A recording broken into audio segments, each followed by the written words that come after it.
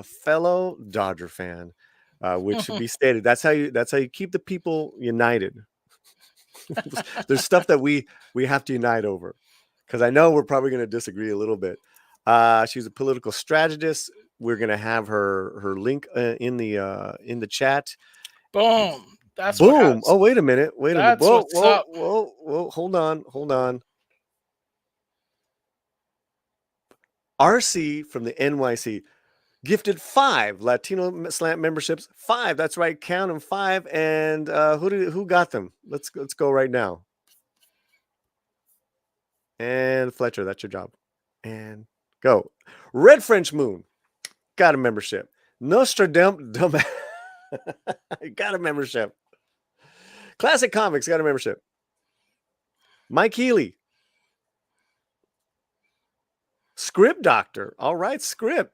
That means he watches the channel. We got some big timers here. Let me tell you about our brother RC from the NYC. He's a Yankee fan. All I can say is fundamentals. You guys, fundamentally, I'm not gonna rub it in, because you've been a member of the channel since day one. You just gave us 5 gifted Slantino memberships. Much love, brother, and thank you for being here, and hope you're doing well in Washington Heights. Okay, she is a political strategist. Did I say that? She's a political strategist. You can see her. Like, yeah, she's like all over the place, man. But she's is she a political strategist? She's famous.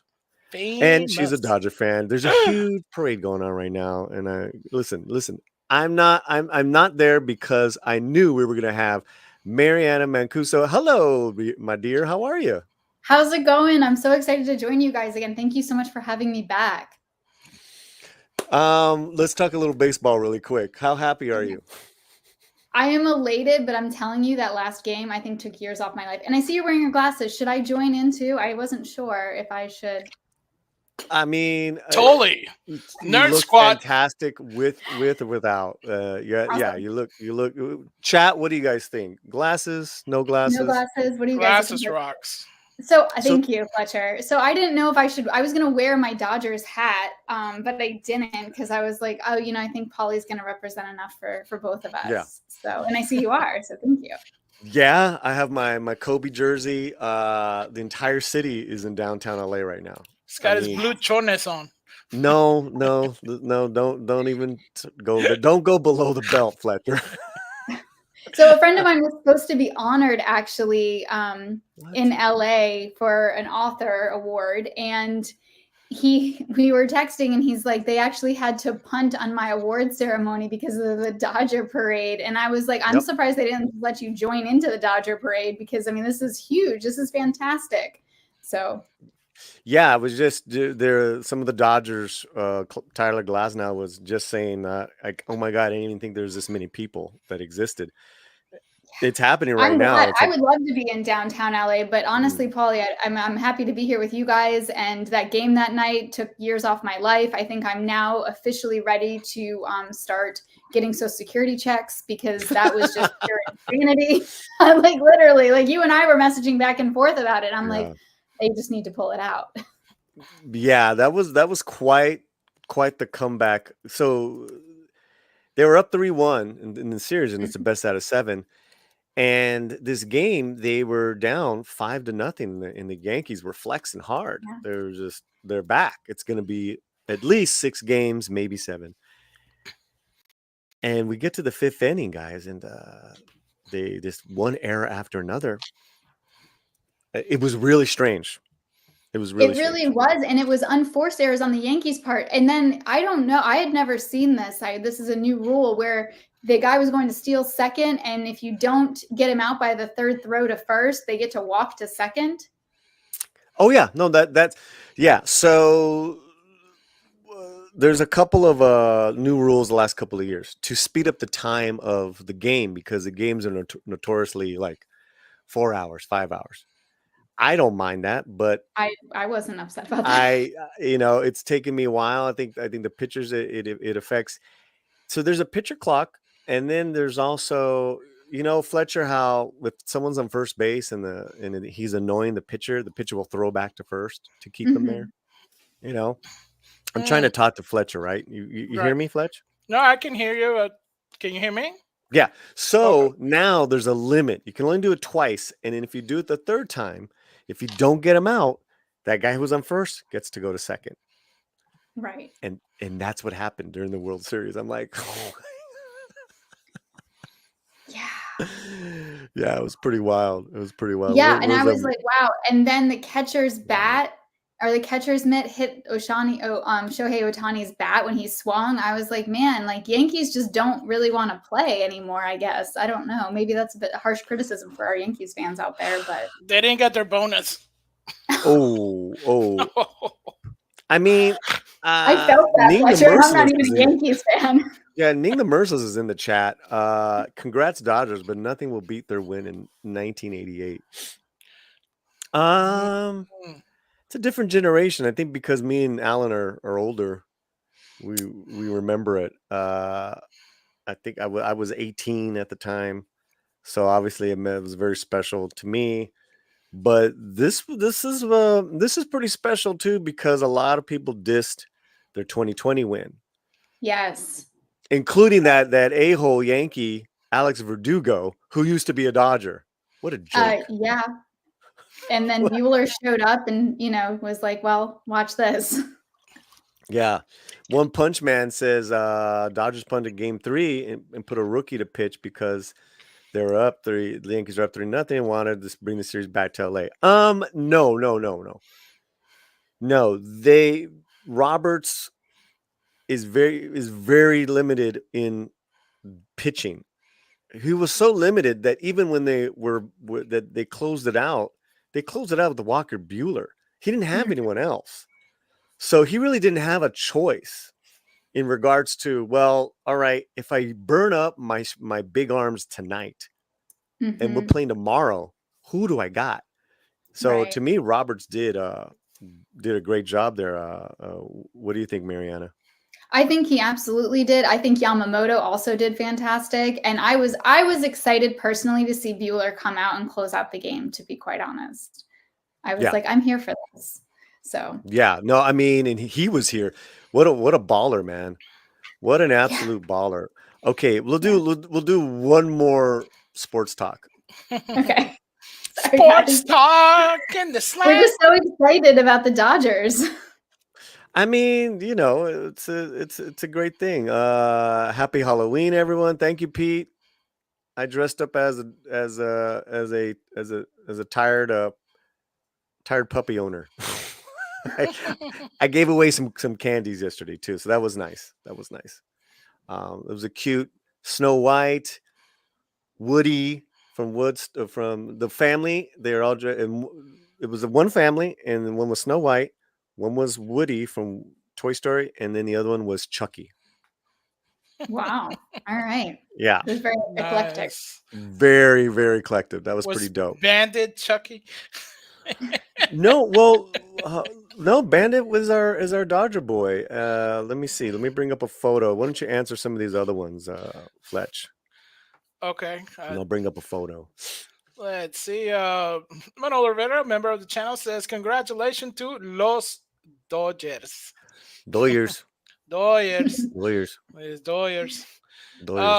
One Punch Man token fan, Dodgers punted games 3 and put a rookie. Oh, you got that one? All right. We got Patrick Lemire. Aaron can't judge the ball in the field. How did he not catch that ball? I mean, oh my God. I actually felt so bad for the Yankee fans, but then it quickly went away. How quickly did it go away? Hey, you know what? You can serve up all these errors, but you got to walk through that door, and that's what happened. Yeah. Okay. Do we got some? What else? Yeah, we got RC from the NYC says that Gibson home run in '88 still echoes in baseball history. Well, I think also too you're gonna hear about the heroics of Freddie Freeman because the entire series, our first baseman like Kirk Gibson, was on one leg. I mean, he literally had no ankle, and he hit 4 home runs in a row? Yeah, it was just nuts. I mean, he deserved the MVP trophy, honestly. I mean, what a year he had. His son almost died.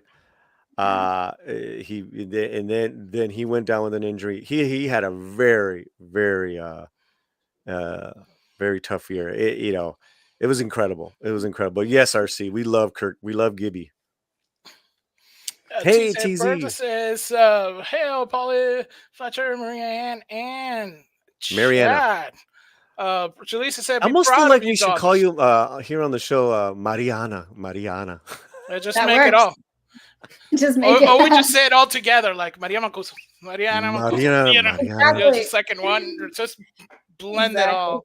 Yeah, just run it all together. Run it all together, because that's a great last name. Whole name, though? That's a great last name, Mancuso. Thank you.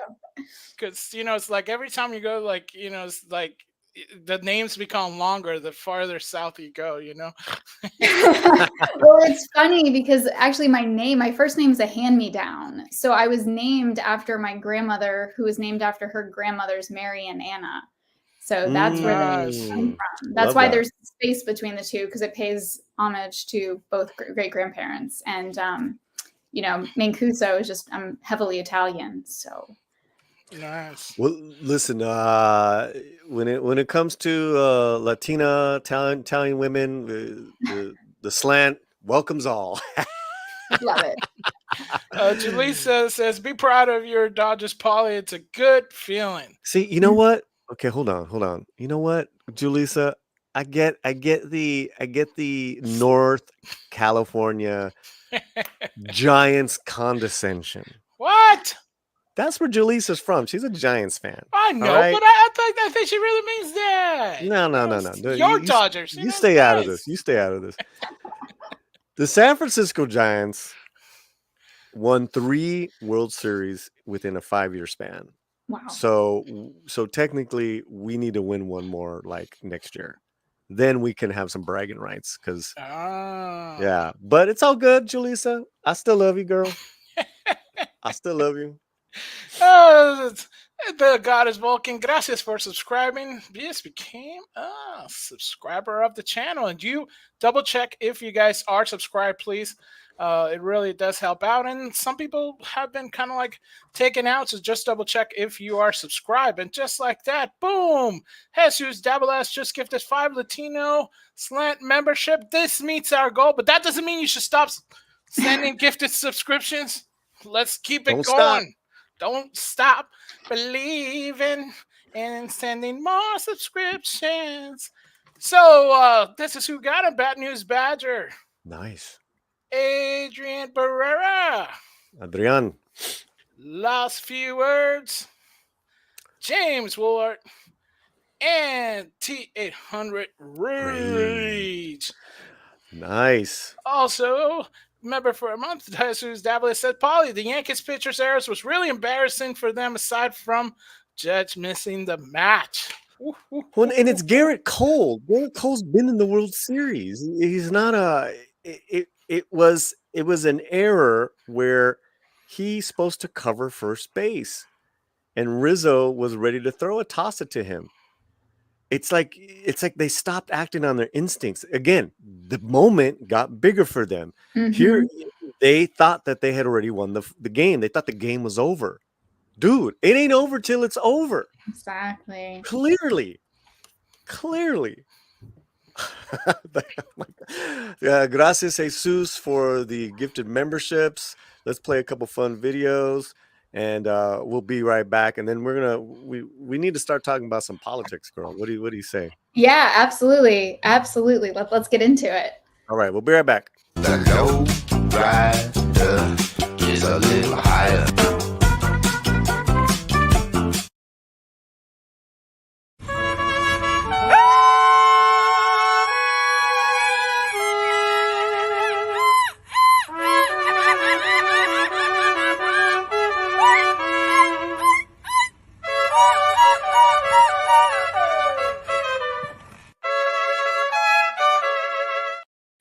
Okay, hope all you guys are doing well here. This is the Latino Slant. We're live every Monday night, 7 p.m. Pacific, Fridays, 11:30 Pacific a.m. This is our last political talk before the elections, and then we'll talk about going forward as far as what we're going to do with our Friday show, because we're more of a pop culture entertainment channel, and but we saw a need in regards to covering the Latino vote and all that it encompasses. I want to thank Jesus Davila. I want to thank RC from the NYC members. I want to thank y'all. You guys already been fantastic. I also want to thank everyone who's voted. We have now 150 votes with over 100 people watching us in YouTube alone. This is great. So make sure you guys have voted. That'd be wonderful. And let's bring in our producer Fletcher, but also more importantly, Mariana Mancuso. And where's Fletcher? There you are, buddy. Bam. Bam. I'm here. Blam, blam, blam. I'm here. I'm here. And let's change our background because this political time. There we go. Ta-da. I'm gonna throw something at you that I hadn't brought up to you. Okay. In regards to celebrity endorsements, because we've seen a lot of them. We have. What are your thoughts on celebrity endorsements in general? Polly, I'm glad you asked. And first, I want to just say thank you to both you and Fletcher and everyone joining us in the chat for having me on for the last political chat of the cycle. I'm truly honored. Like, honestly, I'm very, very honored for that. So thank you. Oh yeah, you know what?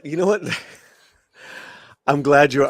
Listen, we love having you, and again, it's been a blast chatting with you, getting to know you. As you know, I put out an alert. Yes.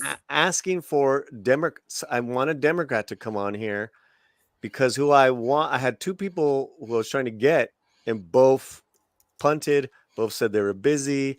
I know one. It pretty much is a Harris kind of. I don't know if they're like a paid Harris. To work the campaign. Mm-hmm. Would have been great to have him on, but he says he was busy. Okay. That's why I put up that post. No one took me up on it. It's probably me, not you. What? Oh, nice. Very. What? You practiced that, didn't you? No, I'm dead serious. It's probably me, not you. I don't think that it's probably me, not you. I don't know. No. I just think people are chicken.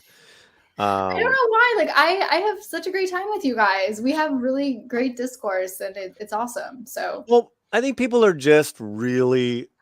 It's either they can't back up their argument like an adult, or they've had bad experiences. It's like, all right, I'm not gonna hate you for that, but okay. So that was one thing that I wanted to bring that up to you because you saw that I tried to get someone. Yeah, I did. I appreciate. I was like, cool. Like, who's gonna join the conversation? Yeah. So okay, give me your thoughts on political celebrities, political endorsements. Okay. Also, really quick, I just see that Manolo Ribera in the chat says a never Trumper is just as good as a Democrat. Who wants to let them know? Hi, it's me. I'm the problem. So celebrity endorsements. I'm glad that you asked, Polly. Mm-hmm. This was had to be about a year ago. I got a call. I'm a contributor with Times Radio London, and they're like, we're doing this segment on celebrity endorsements because there had been a lot of speculation swirling that Taylor Swift would offer her endorsement to Joe Biden. This was at the time Joe Biden was still running for election. And so I remember sitting down and like thinking about this and reading a bunch, and I, write out some talking points, and I'm like, okay. And I'm like, this is just like, in what world am I as a political strategist discussing Taylor Swift like, it's just sometimes there's a weird confluence of politics and pop culture that intersect. So then she came out and did endorse Kamala Harris, Taylor Swift did. And now we've seen Bad Bunny, J-Lo, Jennifer Aniston. I mean, there's a list that is like a mile long of celebrity endorsements for Kamala Harris, Tim Walz. And then we also have some celebrity endorsements on the right for Donald Trump and JD Vance. And so it's been really interesting. And do they ultimately make a difference? Do they impact the election? It's really hard to say.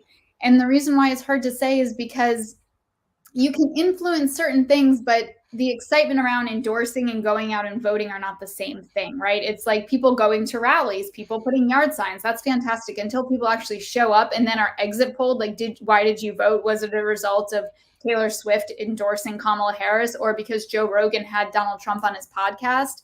Those are the exact questions we would have to ask to get to that psyche and see if it actually makes an impact. Nice. Are you muted? So I put this up and it's still going. Okay. On our community tab.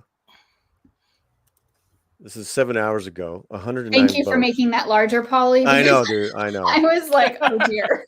I know. Here, there we go. Make it big. From J-Lo to the Avengers, have celebrity endorsements swayed your vote? With 109 votes, 97% says no, we got Endgame at home.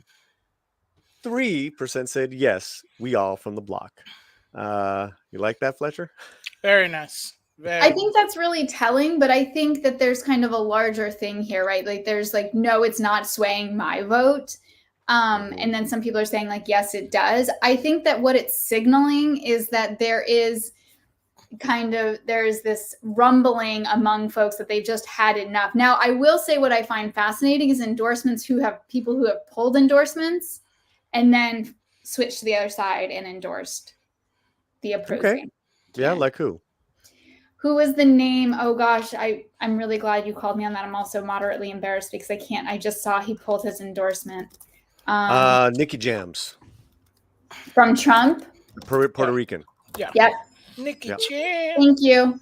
Thanks for the rescue on that. Yes, Nicky Jam. But I don't think, and correct me if I'm wrong, I don't think Nicky Jam's turned around and endorsed Kamala. But the fact that he did pull his endorsement, it will be interesting to see if he does. But again, like at this point, we're 4 days from the election. Right. Well, yeah, and then as you know, there's the Avengers did their big endorsement. Those actors. I thought it was pretty lame. I think it's with them. I think it's only appealing to people who are already going to vote for Harris. Exactly. What I find is a authenticity kind of like varies with celebrity, where it's like, oh, okay, you know, I see where you're coming from. I think you're real, and that's interesting. Drea de Matteo came out and has been a Trump supporter, and here she comes out talking about Mark Cuban's comments about women, which is in the cycle for the last 24 hours, correct? Right. Why don't we play a little bit of this? I did not know she was. I find that fascinating. Yeah. Let's check out a little bit of this. Okay. Mark Cuban is. I don't really give a shit. But wait, hold on. Sorry. Here we go. I don't really know who Mark Cuban is, and I don't really give a shit. But I am interested in what his definition of strength and intelligence is when it comes to women, because he seems to be an authority on that subject. And he says there's no strong, intelligent women surrounding Trump. Guess you haven't met me yet, buddy. Huh? It takes a lot of balls to come out and support the anti-war machine, and you know it. Everyone else is pandering on the left. In my little Hollywood world, everybody over there is following that great sheep narrative for the great leap forward. And if you don't know what I'm talking about, all of my left behind liberal friends, I'm still a lifelong liberal. Go research it. Understand what's happening on the left.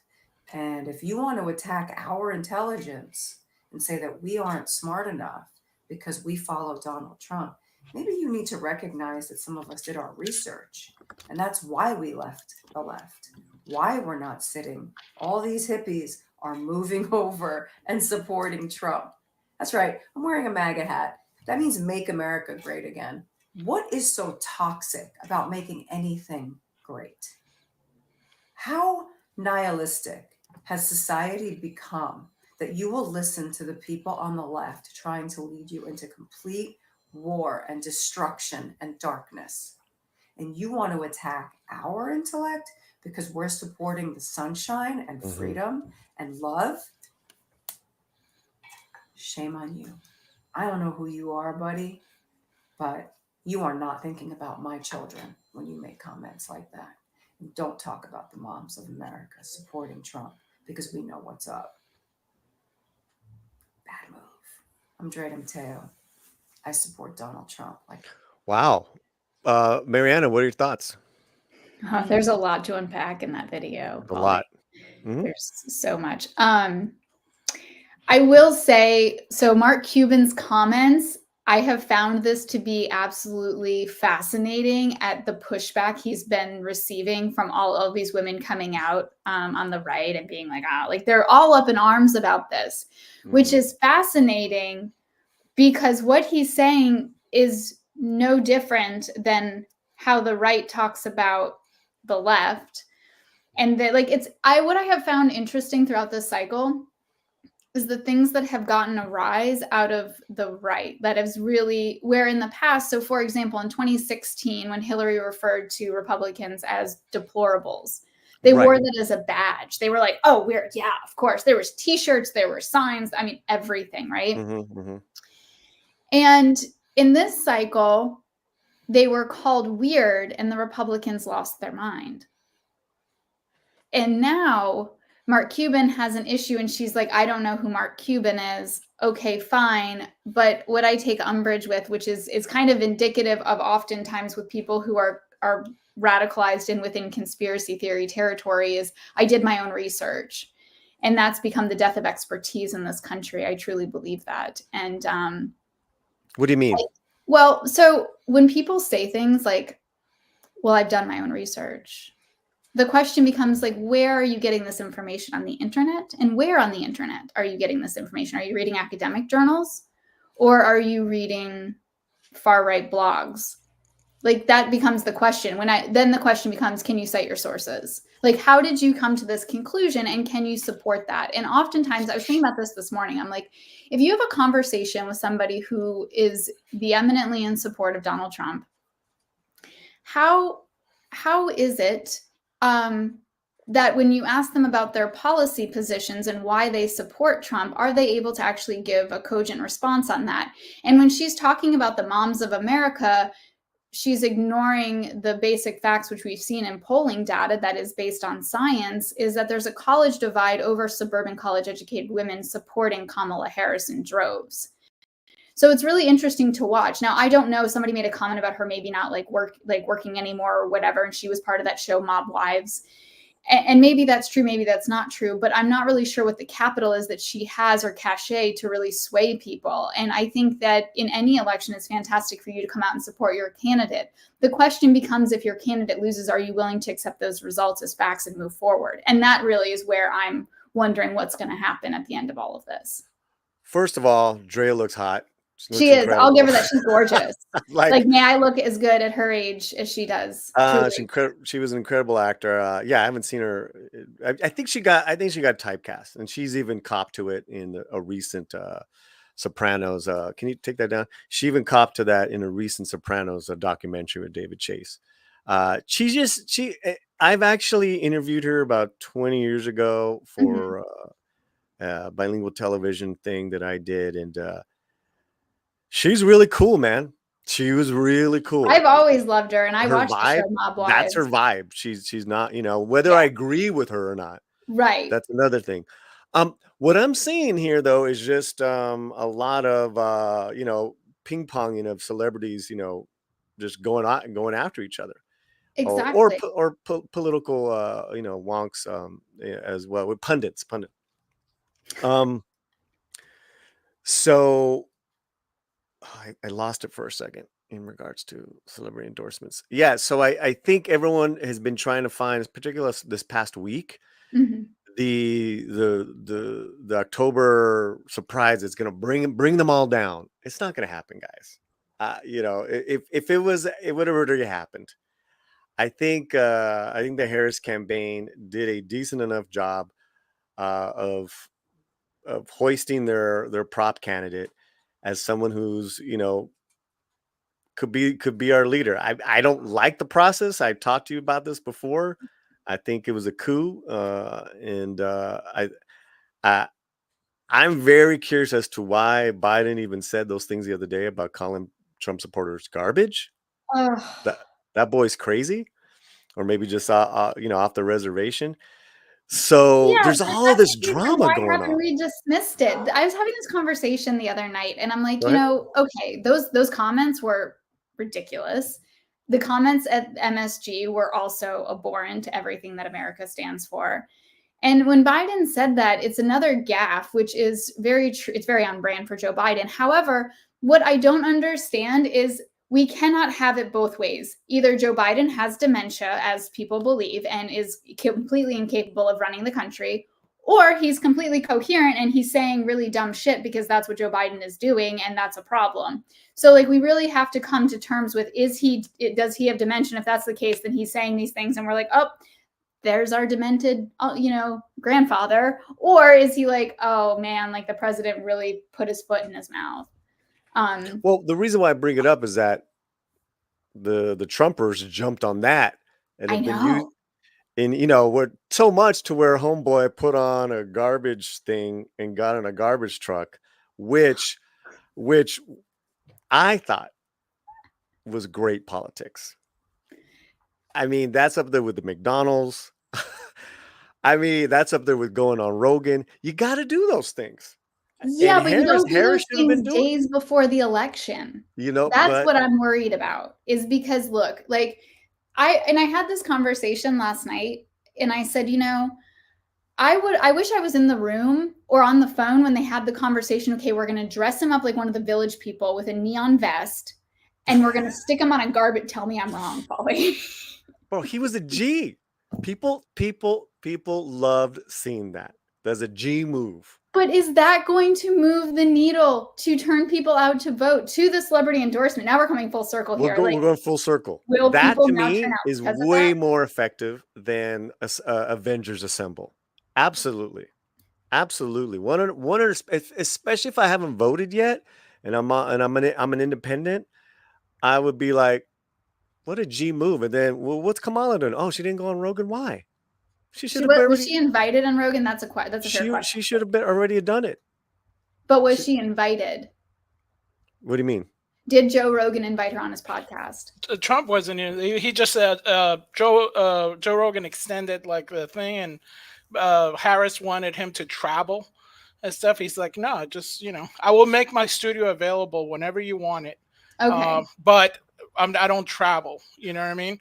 And he says I will give you wherever time, and then they kept also saying, well, our people have to be in there, I guess in the editing or something like that. So it was extended. No, my point is that you got to make these types of rounds in a new unconventional, media times. Doesn't get bigger than Rogan. And she has been. She was on the Call Her Daddy podcast. And I will agree. Look, here's the thing. The common ground we can find is that there is definitely opportunity that she may not have been taking. In the same vein, we've also watched her prop up an entire presidential candidacy in 100 days. And I think that what I'm seeing between both campaigns with all of these endorsements, they're rolling out all the endorsements. Some people are calling endorsements back. Other people are now coming out and saying something, whether it's the 11th hour and too late, we don't know. But, what happens here is that traditionally speaking, the campaigns at this point are focused on get out the vote efforts. And right now, neither campaign is focused on get out the vote efforts. That's why he's riding around in circles in a garbage truck and she's out hosting a rally wherever she is, because they're trying to peel and claw as many votes as they possibly can. And that's indicative of how close the race is and that they're seeing internally. Right. We're going to you want to get to those swing state numbers now? We can. I mean, but to your point on this whole point, let's wrap this up. To dial down is that whether these endorsements make a difference, it's going to be a while for if we see what happens here. But I think that the 35 million views, which is what Joe Rogan has had on the podcast, and I'm not a big Joe Rogan fan. I think that he's been complicit when it comes to helping fan the flames of extremism and domestic terrorism within our country. I think that has a very wide reach. Will that be the same? Has Kamala Harris seen a similar wide reach with other things that she has done on the other side? Well, she went on Fox. She did go on Fox. I thought that in the front end of the interview, she struggled to get her legs under her, to be quite honest. It was the first 10 minutes was pretty painful. And then she found it, and it was a great interview, but it took her some time. Yeah, and depending on who you believe, there was like a time rush issue. They showed up late. And then they wanted to wrap it up. So homeboy had a hard time just conducting the interview. I know that's a huge distraction when I'm seeing, and I think that's a reason why. Then that's real, guys. As someone, because I've interviewed, everyone from Mariana Mancuso to Quentin Tarantino, and when I'm getting like 5 minutes, 1 minute, yeah, it's distracting for sure. But I think really she lost out some viewers because I'm thinking to myself, if I look at this objectively, and I want to know more about Kamala Harris, and I'm a Fox News viewer, and in full disclosure, I used to work at Fox, so just so we're clear on the playing field here, and I would turn it on, but if I started to see that the initial back and forth and she can't seem to find the answer and he's cutting her off and she's cutting him off, I'm turning it off because I'm like, this is ridiculous. And now I've just missed the rest of the interview because I can't bear to watch anymore because it's not even giving me anything substantive. And so I think that's kind of, that was, I thought, unfortunately, a mark against her campaign for having that happen on the front end of the interview, because she's not good extramurously speaking. Like, she's not really good like that. No. And so she's had to really work at that, and she's had a short window to do it in. Yeah. And just so we're clear, in regards to the chat, you are a Republican who is either voting or has voted for Harris, correct? Yes, I actually posted this last week, and it's gotten almost 500,000 views. Really? I posted a photo of me with my ballot, and I guess people either love it or hate it or both, and basically just said I was a Florida Republican voting Kamala Harris. I'm part of the Republicans for Harris coalition. I don't make any excuses or mistakes about that. I'm very upfront about that. Listen, guys, and everyone in the chat and people watching, and the whole point of these discussions that I've tried to do the last 3 months now, I think this is episode 13 or whatever it is that we can have these discussions and not, vilify each other, because that is unfortunately what I've seen a lot of celebrities do to each other. They vilify because someone comes out in support of Trump. Someone, they're not I don't see other celebrities vilifying other celebrities for coming out in support of Harris. I've not seen that yet.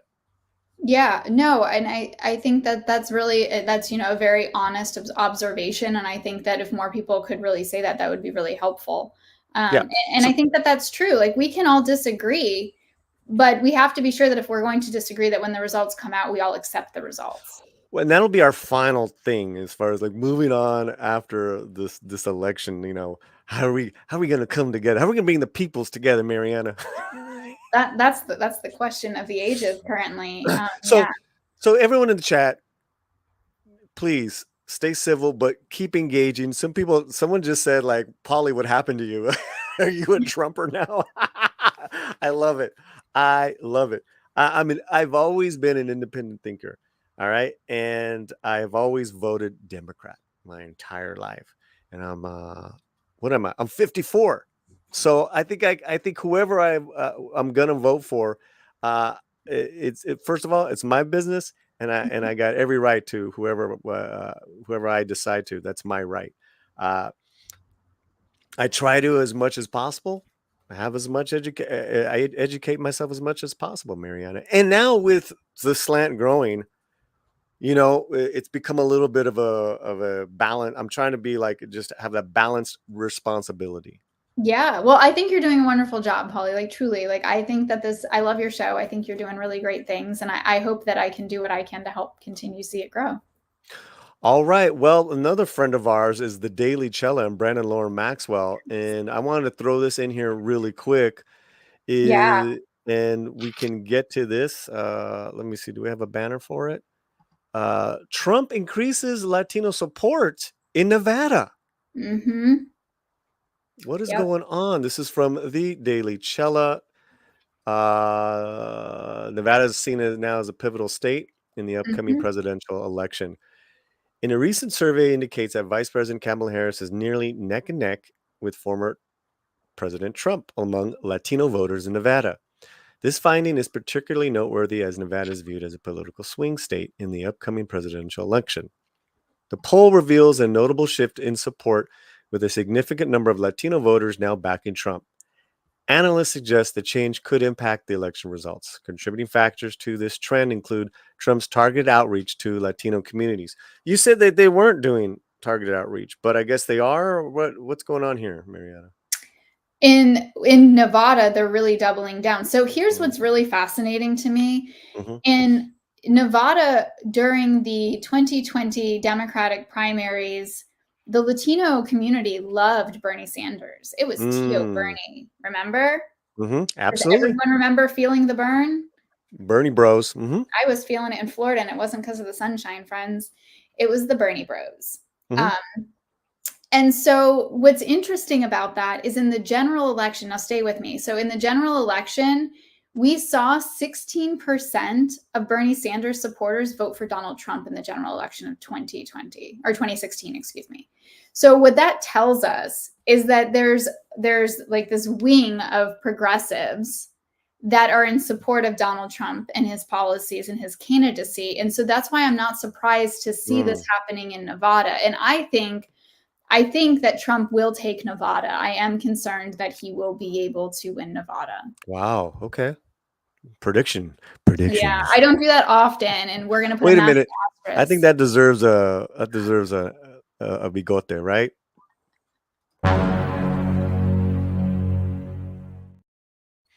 And Mariana, it was it did shave down. I see. Getting out of control, and Romy requested, so the bigote is still there. Yeah. Bigote light. All right, let's read a little bit more. I'm sorry, did I cut your thought out? Are we good? No, you're perfect. Okay. For the Democratic Party, these results pose a potential challenge, as they have historically secured strong backing from Latino voters. Conversely, the Republican Party may see this as a second chance to expand its appeal among this critical voting demographic, especially in swing states. Conducted among Latino voters in Nevada, the poll provides valuable insights into their preferences and sentiments regarding both candidates. With both parties keenly monitoring these results, the changing dynamics of Latino voter support could play a crucial role in shaping the electoral landscape. Thank you, Brandon, and the Daily Cella. We're going to put this link in the chat. Fletcher, give me your quick thoughts. Yeah, no, that's Nevada. You're from Nevada.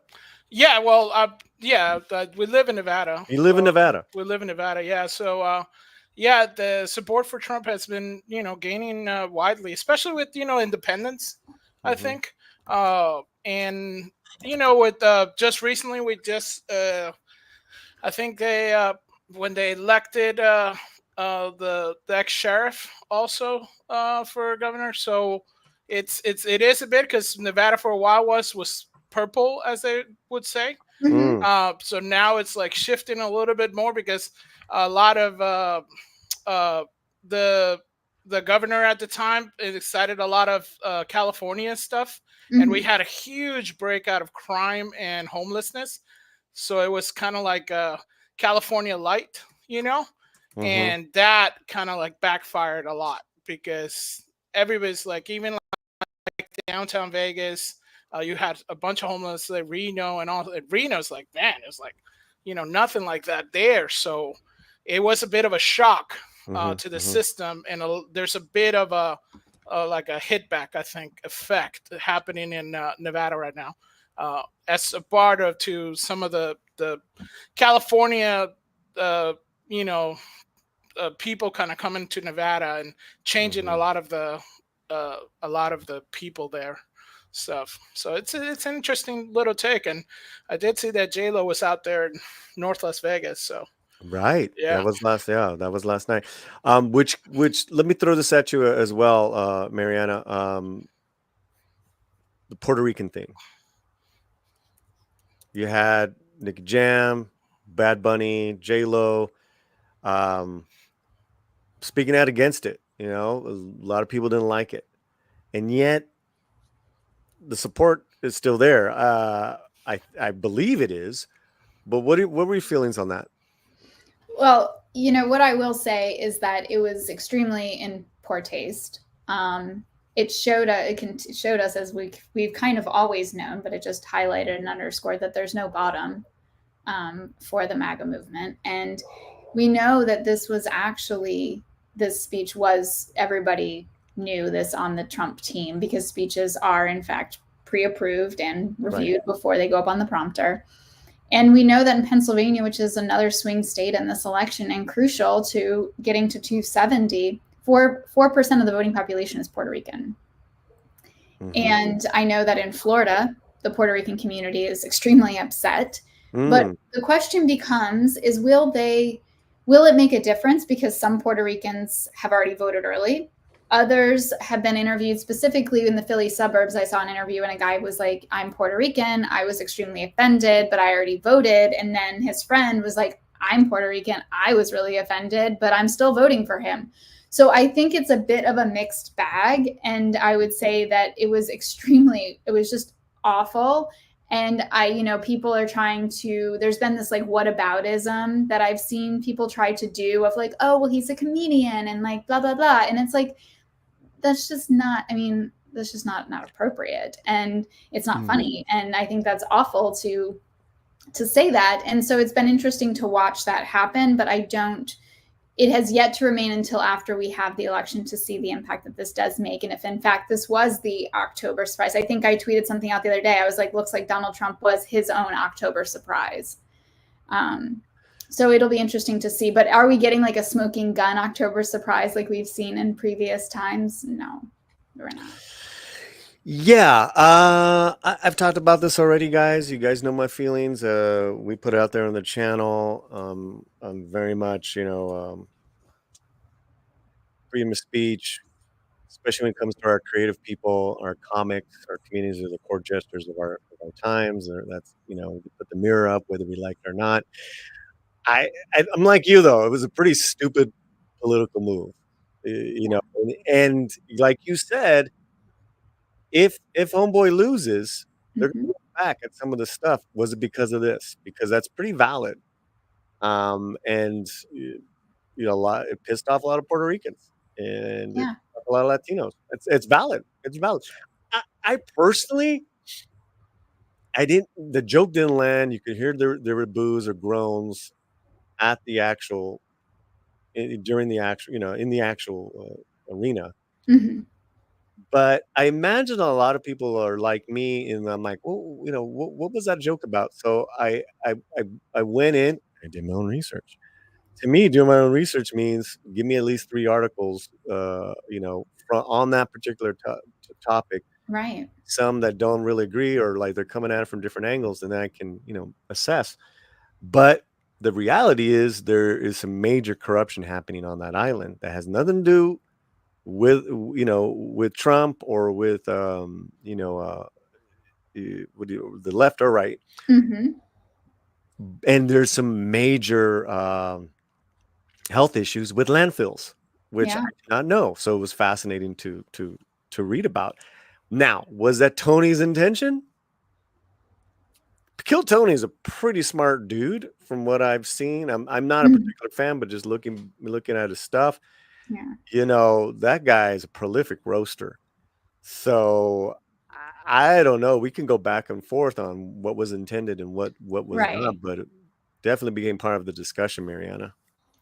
Yeah, absolutely. I'm just kind of reading some of the chat comments as well. Anything interesting? Yeah, my favorite one is that I'm not a Republican. It makes me laugh. Yeah. Listen. Let me just give you my advice on that. You can read the chat while we're live together, right? Yeah. But there's I gonna should be wait till the end. a comment where it's gonna throw you off, and then you're no longer with me doing this. So I would, yeah, it takes a lot to really, like, one, to rock me, to be quite honest. I've been in this industry for a very long time, so there's not really much that can be said that I'll be like, oh my gosh, wait, what were you saying, Polly? No, and I agree with the rally and the comic, and people are saying, the kind of the fervor I've heard surrounding is, well, he's not running for office. And it's, growing up, I was always told you are who you surround yourself with. And so I think that that's a very important thing to underscore. But then right on the heels of that, we've got, the MSG event. And then shortly after, we've got Joe Biden sticking his foot in his mouth. And it's like, can we get some breathing room here? And I think that there's been a part of society that's been conditioned to become addicted to the outrage. And so that becomes the question is like, and I do think that was absolutely abhorrent and there was no need for it. And I thought it was disgusting and extremely in poor taste.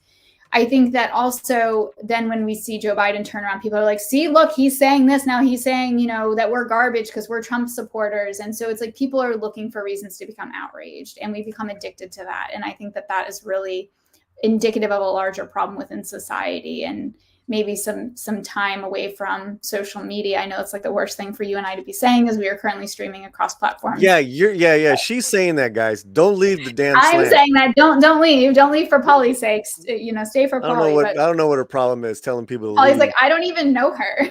I'm just trying to grow the channel, Fletcher, and she's saying go touch grass. I'm telling you to go touch grass. Well, we do mow grass, so. Oh. That was so inappropriate, Fletcher. No, like really, actually. Wait a minute, is this? But okay, all right. Listen, and then they threw that George Lopez bit. George Lopez with Don't leave your bricks. Don't leave your bricks laying around. Don't leave your construction materials. Your materials around because basically saying us Mexicans, we're gonna steal that stuff.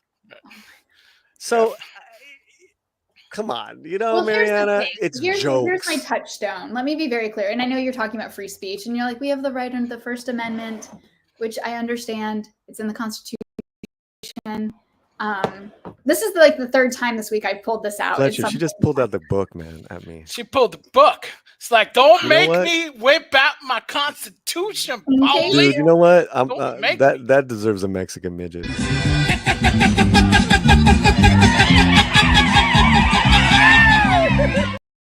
Marianne's got Constitution at home. Mariana, I don't know.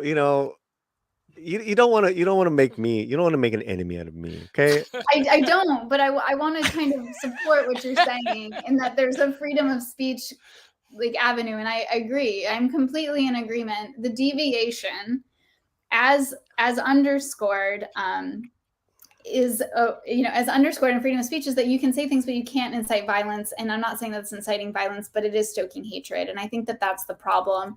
And there was Brandenburg v. Ohio. I'm not sure if you're familiar with the Supreme Court case, and if you're not, I can just give you a quick primer. Basically, a guy held a KKK rally in downtown Ohio. It was found that he was inciting violence with his speech, and that was not protected under the First Amendment. And so when I think about these things, the way that I'm looking at it is through the lens of, is this inciting violence?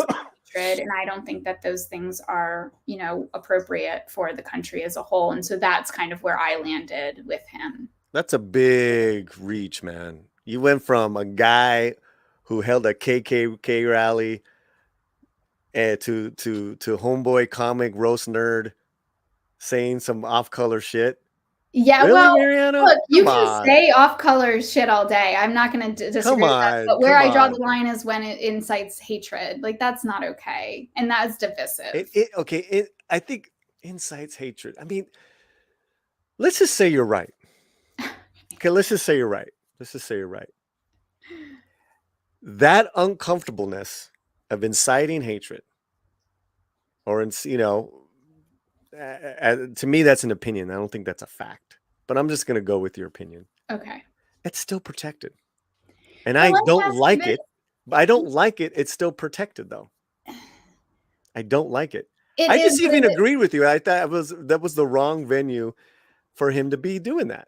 Yeah, but let me ask you this: is that a situation where it's for like the good of society?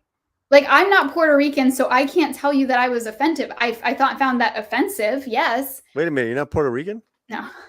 What? Get That's it. Get it out of here. I think I like that both of you at the same time are like, what? But I found She did say she was not Puerto Rican earlier. I know. She's an Italian. She's an Italian. So I think that becomes kind of the issue, and I won't bore your friends in the chat with the of the Supreme Court ruling on Brandenburg v. Ohio. Our friends, Mariana. Well, I'm sure half of them hate me at this point. You gotta stop looking at the chat. Yeah, right don't now, look at the chat. That's right. Focus right here. Look at Polly's gorgeous eyes. Focus right here. Thin and mustache. Look at that. You're amongst friends. Well, then I invited you on. It's all good. V. Ohio. Listen. They're doing what they do. All right. Pórtate bien, mijos. No, papa. All right. Why don't we move on? You have chat. You've started a bunch of chats, a bunch of comments. I see. And Thomas Gilkey just came. Can I just tell you how much I love this guy? And not because you just gave me $20, but you had commented because I put out the request, for a Democrat to come on. And Thomas is a Democrat. Why isn't he joining us? Because he doesn't want to get barraged. And I get it, and I said, you know what, brother, you just come and listen. Okay. Well, I'm glad you're here, Thomas. Okay. For 1999, hail, much love. Keep being amazing. I used to say who I voted for, but when I said who I voted for 4 years ago, I said I got said horrible things about me, about my choice, and honestly, it made me change my perspective in politics. I get it, brother. I get it, and that's not right. That's not right. We have to be adults in the room. Mm-hmm. And when it comes to politics and religion and culture war issues, people just get they get emotional first. Yeah. And, listen, I'm not perfect. Mm-hmm. It's a lot of work every day sometimes not to react emotionally. And I'm not talking about politics, Thomas. I'm just talking about broken shoelace problems. That's what we say in the program. In my sober program, Mariana, it's not the big issue, the big world problems that makes us want to drink sometimes or use. It's a broken shoelace sometimes. And that we've kind of collectively as a society kind of become, addicted to social media and reactions. So, Thomas, you're making the right decision. Listen, Mariana, and I want you to respond to Thomas. I have not told on my channel who I voted for, and I won't. And I won't tell anyone in the chat who to vote for. We want to bring on wonderful people like Mariana, Martha Bueno, Brandon. Who we had on the district attorney of LA last week, George Gascon on here. Ain't no one more progressive than that homeboy. Nope. That was a great interview. That was fantastic. Did you get a chance to see any of that, Mariana? I caught snippets of it, and it was just wonderful. So I love all the people that you're bringing on, Polly. Just keep it up. So what do you have to say to Thomas here?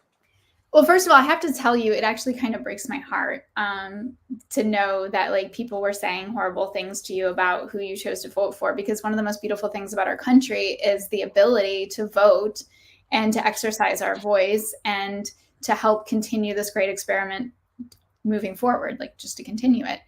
And so I think that's really awful. And, I think that this divisiveness is a result, as you're saying, Polly, this addiction to social media, because when people are on social media, we're all pushed into echo chambers. We don't have a chance to hear from differing perspectives or other views. And sometimes when we're presented with that, unfortunately, instead of the questions of like, oh, well, like, how did you come to that? Or like, tell me more about that. It's not inquisitive by nature. It's attack by nature first. And I think that that's really problematic. I can tell you that just varying comments on my Facebook with my picture with my ballot has really ensued a lot. I mean, people are just like people on Facebook hate me, and that's fine because the algorithm curated from my time in Republican politics all Republican leaning people. So that's been interesting to watch as kind of a social experiment. And my values as a Republican haven't changed. My party has changed. And so I understand, and I'm very sympathetic to Thomas, who's experiencing horrible things being said to you. But what I can tell you is that I respect and admire your conviction and ability to hold fast to your values and not allow them to waver in the result of people saying nasty stuff. Thank you, Thomas, for the 1999. Love you, brother. And man, it's going to happen. We're going to meet in person one day. It's going to happen at some fandom. And then we can, talk about stuff we like, baseball and Star Wars and, nerd stuff. Love you, man. I can't say that enough because I know your daily struggle. And, it's good to get emotional about stuff like that because that speaks right to my sober heart. And yeah, man, I got you. I got your back. Okay, who else do we got, Fletch? Here we have horseradish power, $5 pounds, 5 pounds. I wish I could vote for Don. He has my full backing, unlike Hillary, Joe, and Kamala. He is scandal-free. I did a lot of digging back in 2016. He's clean. Wow. Wait, Trump is clean? I think that's what he's. You know what? I don't want to go down that trail. I can't. First of all, thank you for the 5 pounds, man. I can't say I completely agree. But I don't. We do got to move on. But that's almost like a separate live stream. That's a hot take, Polly. I agree with you, horsepower. Because they all. Wait, can you go back? Can you go back to that? Because then I want Mariana to reply. Because to me, everyone you've named in this has some sort of degree of scandal. I think most politicians have that as well. Mariana? Yeah. I was having this conversation. I promise you guys I talk about something other than politics in my office. I was like, I was having this conversation with a friend. I'm like, oh my gosh, these people have to think that's all I talk about with my friends.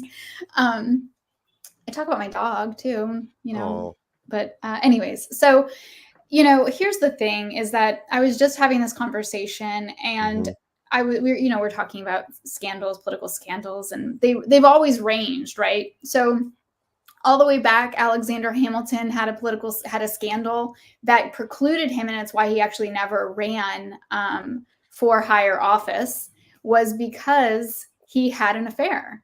And it was caught. And this was a crazy story, guys. He was being blackmailed by the husband of the lady he was having an affair with.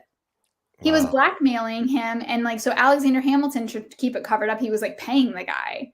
And this went on for a while. And finally he's like, I don't even care. And so what happened is his political foe got a hold of the letters and threatened to publish them. And so he went to his wife and he's like, hey, this happened. It was a whole thing. But anyways, more recent history, the conversation I'm talking about, I was referring to, I miss the days that the biggest scandal we had was binders full of women in 2012.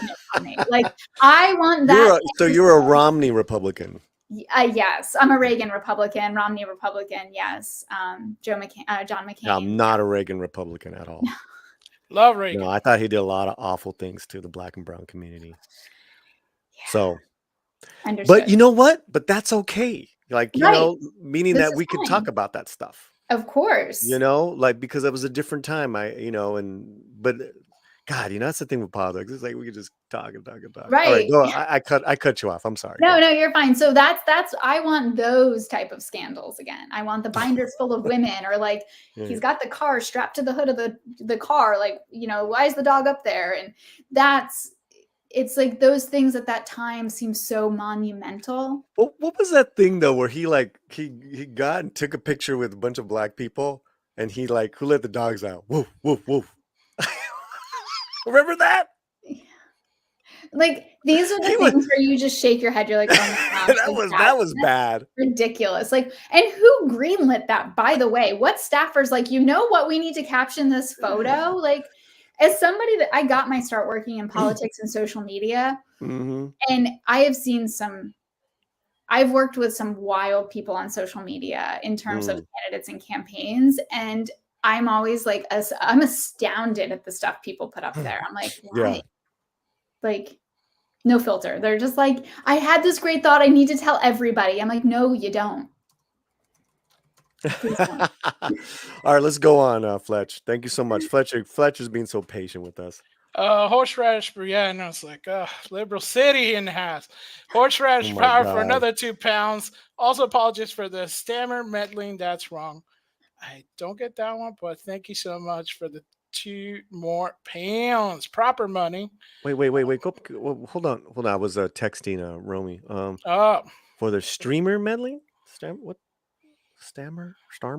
What's that? Stammer. So stammer is when you kind of go on and stuff. So he was saying that his class was a bit of a diatribe. No, we love it, horseradish. That's why we're here, man. This is a political talk. I mean, that's how people should talk. That's how people talk. Obviously, there's things I don't agree with Mary, loving Reagan, or Fletcher, loving Reagan. But it's all good. Fletcher's gonna quit being a producer. No, it's okay. I we all have family, that family member. JB, member of the channel, muchas gracias, with 2 Canadian pounds, extra maple on that $2, and He says the emperor has closed the left. Ha ha ha ha! Oh no. I liked how you did the ha ha ha ha ha. I know, because it's kind of weird. I was like, wow, that's really good. Yeah. Well, I just how people do, like, now they say their emoticons like smiley face. I don't know, like, it's kind of weird, but yeah, I don't know. So I guess that would good. be like, thank you. Yeah, let's try. That was good. Production. That was good. The emperor has closed. You want to tackle that one, Mariana? I think he's referring to Donald Trump, but I don't know. And then it's talking about the left, like, no. I'm not really sure how to unpack that, Polly. But I did have a friend send me have you seen the massive statue of the naked Trump in Philadelphia? That was going. Oh, I'll send it to you. I don't want to see that. But thank you so much, JB. This is a little Mexican Iron Man.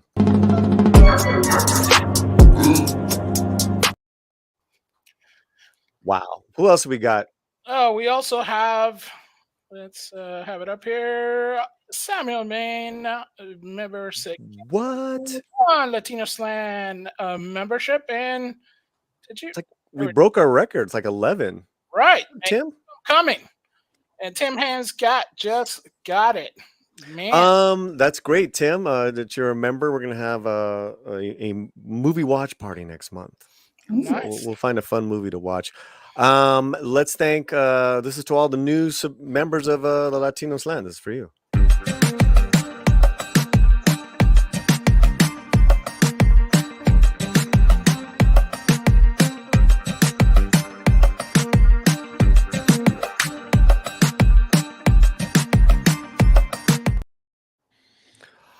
All right. So, what else do we have, Mr. Fletcher? Horseradish comes back again with another 5 pounds. Proper money.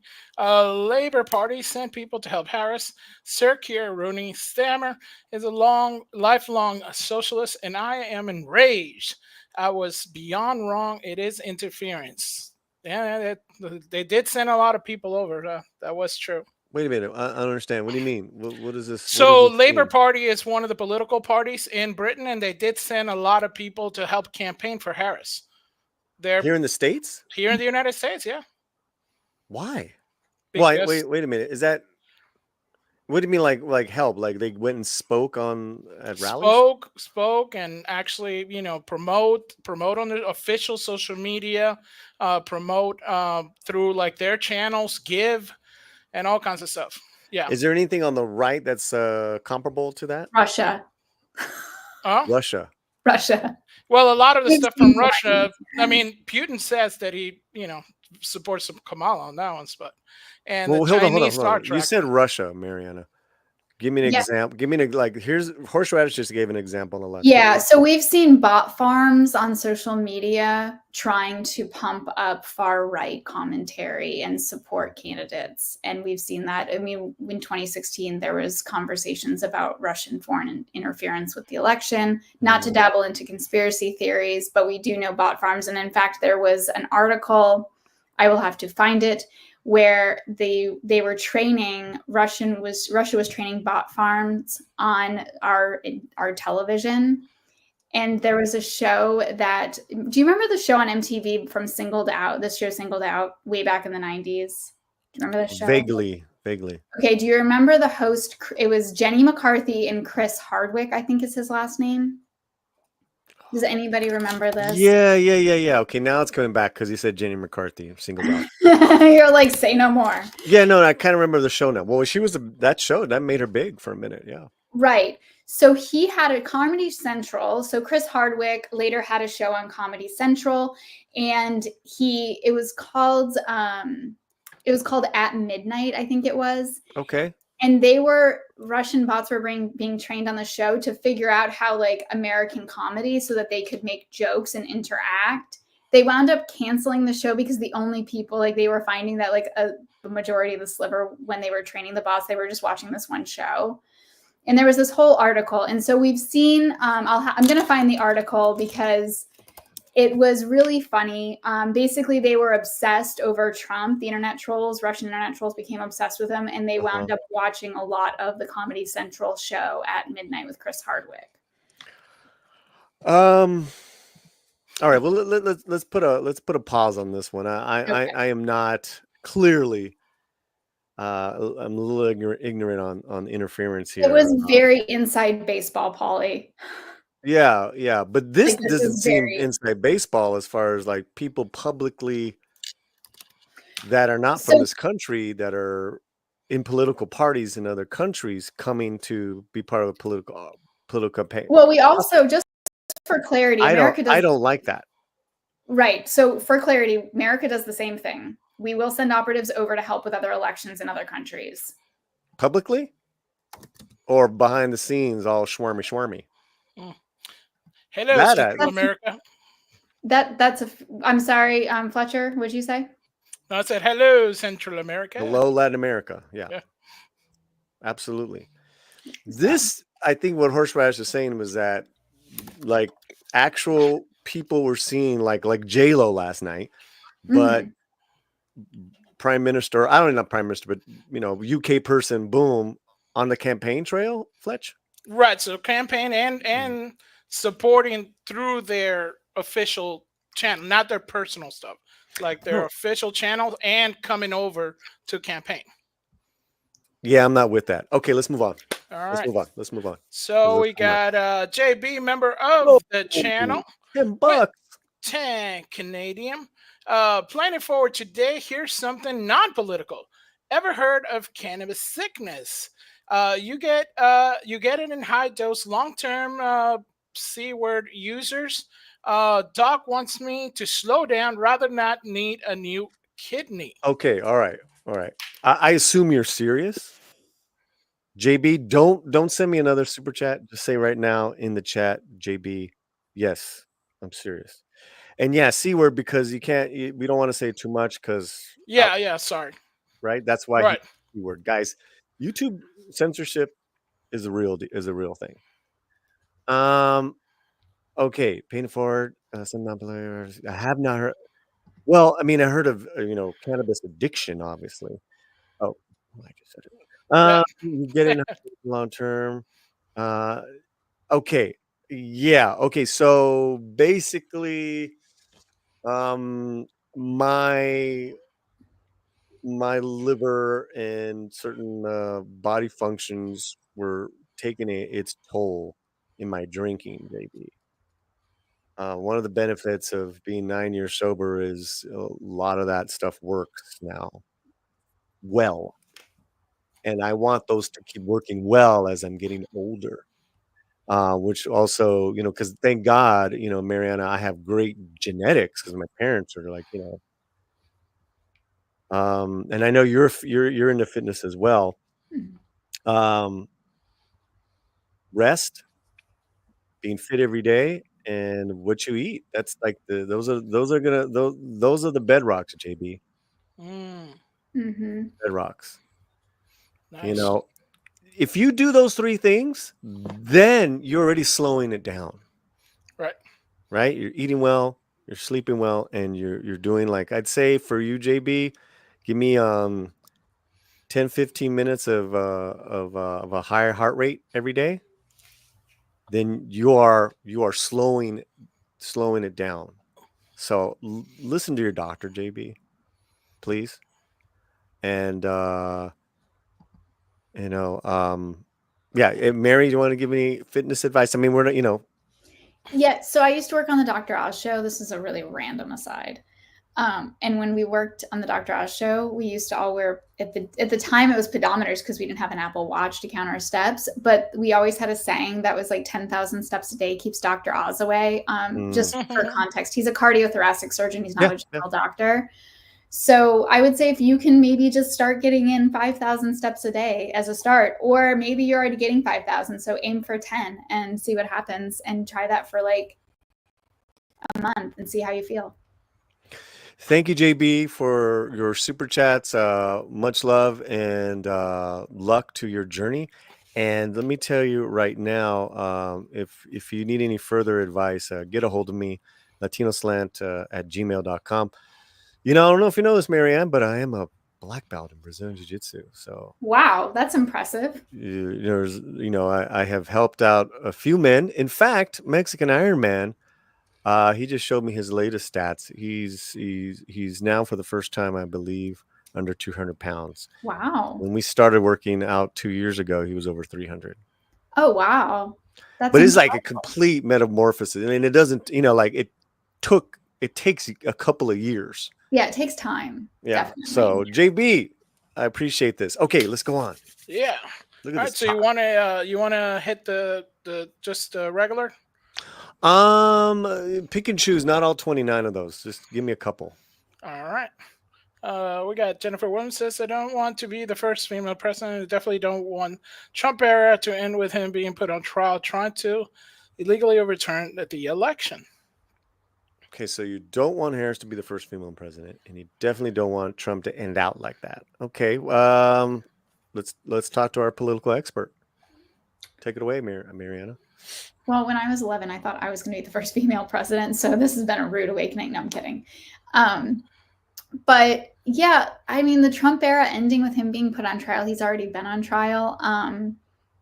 I think that at this point in time, these are just the choices that we've been handed. And the question becomes are we going to vote our conscience, or are we going to take a litmus test for a political party that may or may not have our back in the future?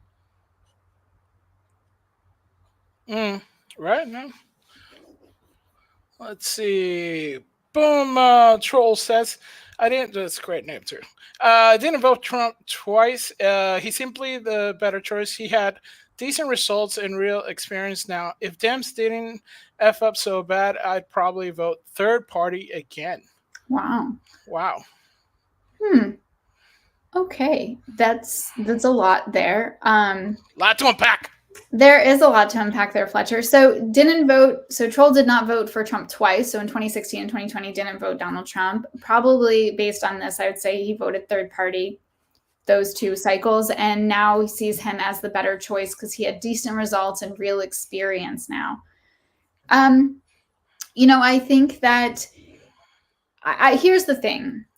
I will give credit and kudos to people being able to soundly articulate why they support Donald Trump. And it seems as though Troll has achieved that with decent results and real experiences. People do hearken to what, in fact, Trump did in office. And this is going to blow some people's minds, but Operation Warp Speed is something that I will give him credit for. He allowed the red tape to be removed so that private sector could do what it does best, innovate, and it was incentivized by the government. And I think that that's fantastic for free markets and being able to rush a product, the vaccine, to market. There were other things that I think Trump could have done a lot better. But I think that, as this person is pointing out, that the Dems have messed up in terms of handing Kamala Harris as the candidate instead of allowing for a true primary to happen at convention.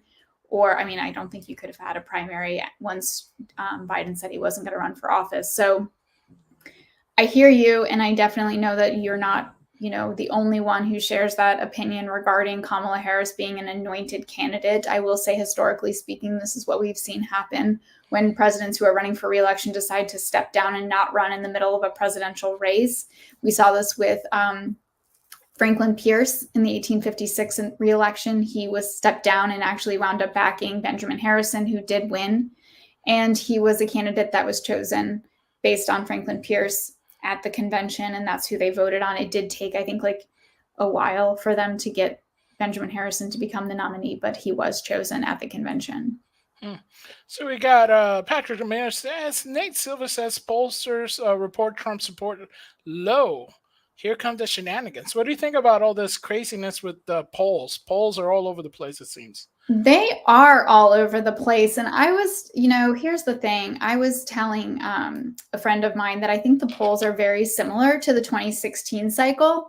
And in terms of not necessarily that we're going to see a Trump win out of nowhere and people are going to be surprised from this, but rather I think that there's something that it's not capturing about the true mood of the electorate. If, for example, I've seen people making comments like, oh, the undecided voters. And I don't truly believe there is a true undecided voter. I think what's not being captured in those polls regarding undecided voters is whether or not they're going to show up and vote on election day. Because I have friends who are saying I'm undecided when I'm polled, but the truth is I'm not undecided about who I'm going to vote for. I'm undecided on if I'm going to go vote. And I think that that's not being fully captured. Billie Jean says, Kamala destroyed Trump in the debate. No Rogan needed, as Kamala actually went on Fox. What do you think about that? I thought that, she reminded the world that she was a prosecutor and that she was going to serve it up. And it was a very bad debate for Donald Trump. It wasn't bad enough that his party was like, you need to not run for office now, which we saw in the first debate between Trump and Joe Biden.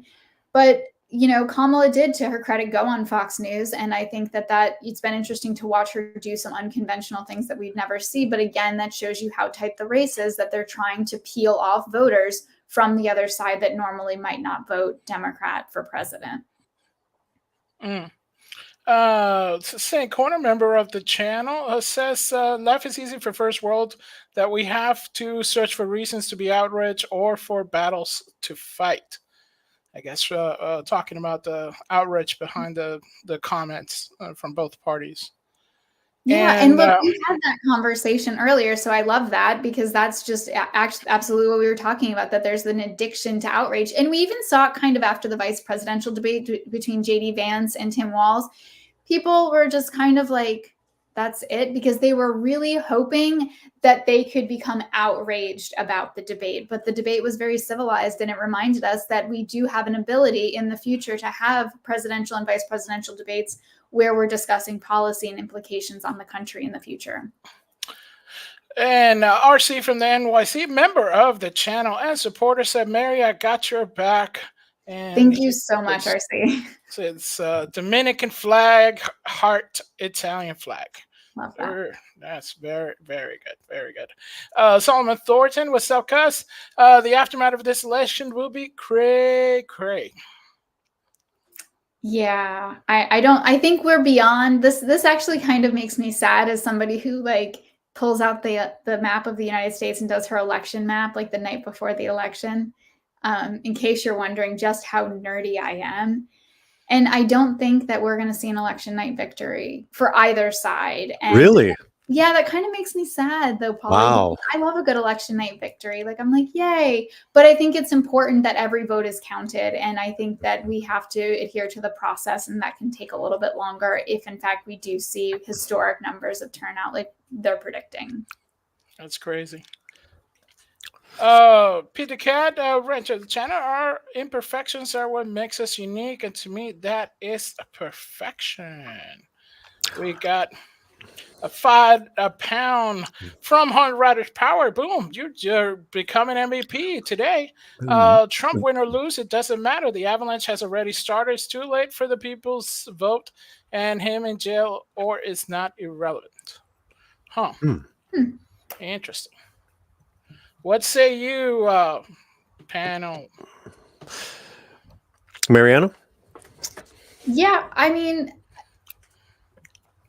there's no provision in the Constitution that says you can't serve office from prison, as we saw with George Santos, former congressman out of New York, went to jail and was still serving in the People's House until he was disgracefully forced out by the Republicans, which did show us that if they needed, they could find a spine, and I appreciated that, but it was a little late on their part. Yeah. So I think that he has to answer to the things, Donald Trump has to answer to the things that he has done wrong. Currently, he is awaiting sentencing, and that will be interesting to see what happens and the implications that brings. If you remember, Richard Nixon left office in 1972 and was later pardoned by Gerald Ford. So who knows? I mean, at this point, I want to say this is unprecedented and we're heading into uncharted territory, but at this point, all this feels very cliche to say. Okay, what else do we got? Let's get to these swing numbers. Can we take a break from these comments? All right. Thank you so much for the super chats, guys. Let's play an OG one. This is where's she at? Where's my old Chihuahua? She's no longer with us, but I have her her video. Thank you, guys.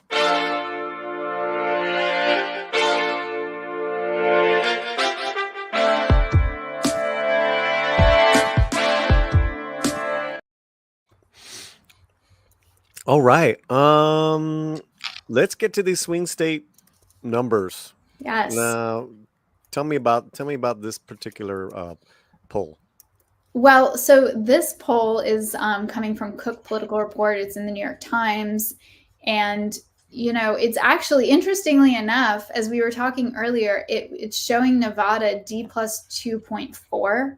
Let me bring it up. It's, definitely a lot more. They have many more nonpartisan registered voters in Nevada than Democrats or Republicans. And recently, Democrats have been winning presidential elections by smaller and smaller margins. And I think that's what we're seeing happen, as we were talking earlier. Where did you want me to go? I was down at Nevada. There you go. All right. Yeah, because we had brought it up earlier. Right. Yeah. So I think that's just really interesting. And like I said, I don't dabble in predictions often, but when I do, it looks like I'm willing to say that I think Trump does win Nevada. So. Okay, and then so you got the big one here. Where's the big one? Pennsylvania, that's on everyone's minds these days, rightfully so. And it's been interesting because this report is showing Trump, it's showing that the margin is D plus 1.2, which is Democrats 1.2 points up. And, it has the highest number of electoral votes in the battleground states. And it needs, the candidate that gets this has a really clear path to the White House. So that's going to be really interesting. And right now they're saying it's kind of possible that Donald Trump will have a good shot at that. And there have been some changes, as this article notes, in where it's gone. So I think Pennsylvania's on everybody's mind, especially after the Puerto Rico comment. What that does will be interesting. We know that Harris is going to Pennsylvania. Trump has been in Pennsylvania. So they're all really focusing on the Keystone. The Latin Belt. It's called the Latin Belt there. The Latin Belt. I like that. Yeah, there's a particular part of Pennsylvania. And I did a video on this like a few weeks ago. Mm-hmm. So now that the Allentown is part of that, it's like ground zero. That's crazy. It really is. And, it's interesting because both campaigns are taking different approaches when it comes to courting Latino voters, right? So we have Kamala Harris is focusing on the messaging of focusing toward more college educated women and focusing on really just women in general, because we know that women vote at higher rates than men. And we see Trump's campaign focusing on the younger male vote, specifically younger Latinos, and hoping that they will show up and vote. Oftentimes we know that the youth vote is it's a slippery vote to get up to the polls and show up and vote for whatever reason. I don't know why, because when I turned 18, I was so excited to go vote. It was like the first day of school for me. I couldn't sleep the night before. But so it's really interesting to see the approaches that they're taking and what they're doing to double down on that campaign strategy. Yeah. I think we've gone over that as far as Latino men that are more working class, obviously going to go in towards where they actually have been very conservative as well. That's, to me, that's nothing new. But the Democrats losing those numbers over the last 12 years, that's crazy. It's insane to see that shift, because here's the thing, like way back in the day, if I would have said working class party, you would have immediately thought of the Democrats. And now when I say working class party, we think of the Republicans, and they kind of like switched sides almost. It's very fascinating to me. And even just watching Kamala Harris's campaign, I think I've talked about this before, she's running on a very 1980s Republican campaign platform. You know, she's running on a very strict border policy, which is to the right of George W. Bush, by the way, that had he been presented with this, he would have been like, that's un-American. And she wants to spend on defense. I have never in my life heard a Democrat get out on the stump for president and say, I want to increase defense spending. When she said that at the DNC, I almost fell off my unicorn, Polly. I could not believe it. I was like, this is not reality. It was insane. So it's been interesting to watch that. I think the big mistake is to underestimate Latinos that don't go to college. I would the option to start businesses, definitely maybe go to trade school. My cousins, they're all licensed contractors now. You know, they just there's those careers that keep our society running. And I think a lot of times, what am I trying to say? Is that the Democrats, elites, condescend towards that? Yeah. And say you guys need to evolve. You Latino men need to evolve. That's why I put that video up in regards to the LA Times article on American Cholo that they did. It's like, you know, that's you're throwing away this voting block, and by shaming them, it's like they don't like that, and they really don't care. Yeah, and it's been a real missed opportunity, to be quite honest. You know, and I think that the Democrats have to really face that, and they've got to think about how they're going to talk to them. Look, in Florida, specifically with voters, we've watched the Republican Party speak to voters in the off cycle and engage voters, and Democrats haven't done that. And as a result, they've really lost the voter registration numbers. And so I think that it's either party's, you know, election to lose, but the postmortem is really going to tell us a lot. And I think that the point that you're bringing up is absolutely fair and on the nose. And I think that more people should pay attention to that. You know what? I was looking for Florida. It's not a swing state. It is not a swing state. Florida, look, there is a fever dream happening in the Sunshine State where Democrats think that they can flip Florida blue, especially after MSG on Sunday, by the way. People are like, oh my gosh, Florida's back in play. I'm like, you guys are high.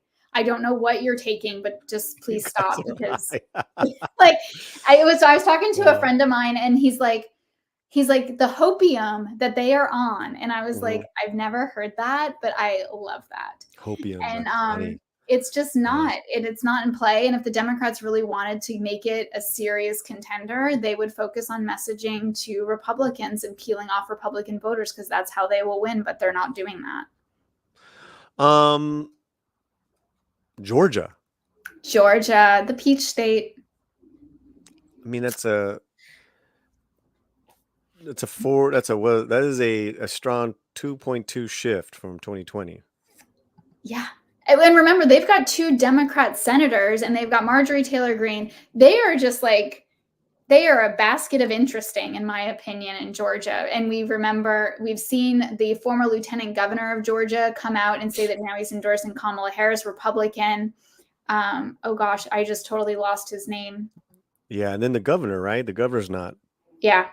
He's not on the Trump train. Nope. Right. Yeah. So, talking about Rubio? No, that's Florida. Oh, Rubio. No. That's Florida. But and so in Georgia, that being all said, it looks like that's substantial. 2. Yeah, I think so. Yeah. Look, I think that this is really fascinating too. And it's interesting because, he could take Georgia, and I think he's got a shot at Georgia, which is interesting because Biden won Georgia, if I remember correctly, in 2020. Mm-hmm. That's so wild. Absolutely it's crazy wild. to see him lose that, to see the Democrats lose that state in Georgia. But again, really, and I've had this conversation with a friend of mine, Michael Hardaway, who is a Democrat strategist. Oh man, we should have brought him on the show. Here we go. Well, we can have a debriefing in a couple weeks. He was saying that the biggest issue was the Democrats weren't messaging to the Black voters in areas specifically in Georgia and other states across the country, and it was going to be problematic for them. I have a theory on that. Okay, let's go through. North Carolina. Yeah, I don't think that Trump wins North Carolina. I'm very bullish on North Carolina, and I think Kamala Harris wins North Carolina. You think she squeaks it out? So 2020 was 1.3. Trump is up by percentage point. Yeah, I think that I think she can squeak it out. Okay. Yeah. Okay.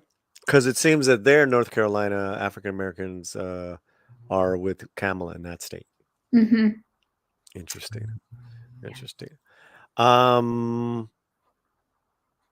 Okay, in Michigan, that's a swing state. Yeah, it's in play this cycle. I think that Harris has a good shot, but I know I've heard some rumors that Harris is in trouble in Michigan. Well, she's been going back to Michigan, right? Yeah. Yeah, that's not a good sign. Mm-hmm. Okay. Same thing in Wisconsin too, by the way. It's right there. Let's past Arizona and go to Wisconsin. Yeah. Now, Michigan, Wisconsin, which one is Waltz? Is Minnesota, right? Mm-hmm. Yeah, okay, Waltz is Minnesota, yeah. So Wisconsin, that is, it was lean in 2020.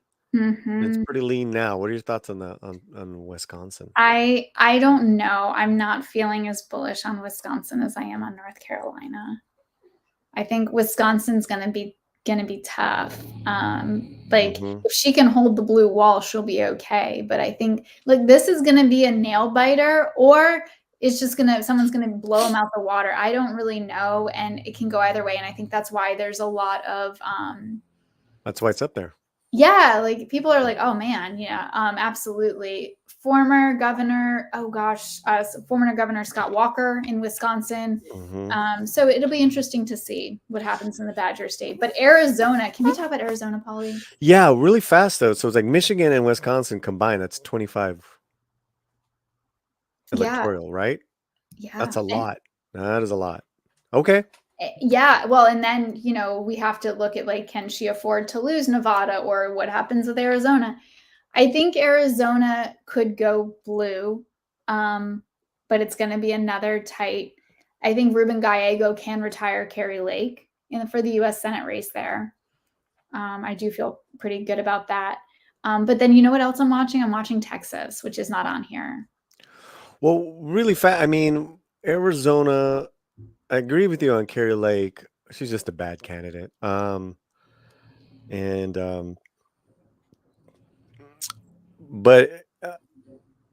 I am seeing a lot of push for Trump with the Latinos in Arizona. So that's going to be interesting. And it says here he's up by 3 percentage points. No? Yeah, we'll see. Why do you say that? Why are you saying that? because I think some stuff, like I haven't seen. Let's the most recent Arizona polling came out. CNN has it from 3 days ago, but I don't know where it's coming because we have. Well, why don't we pick another one from the other than CNN? Because I mean, New York Times is already is kind of like left leaning, so it might be good to get something a little more balanced.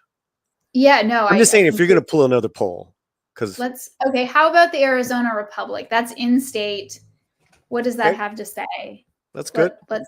If you got something on there, let me know. Let me move on to okay. Well, those are the swing states, but you're saying that you wanted to talk about Texas for a second.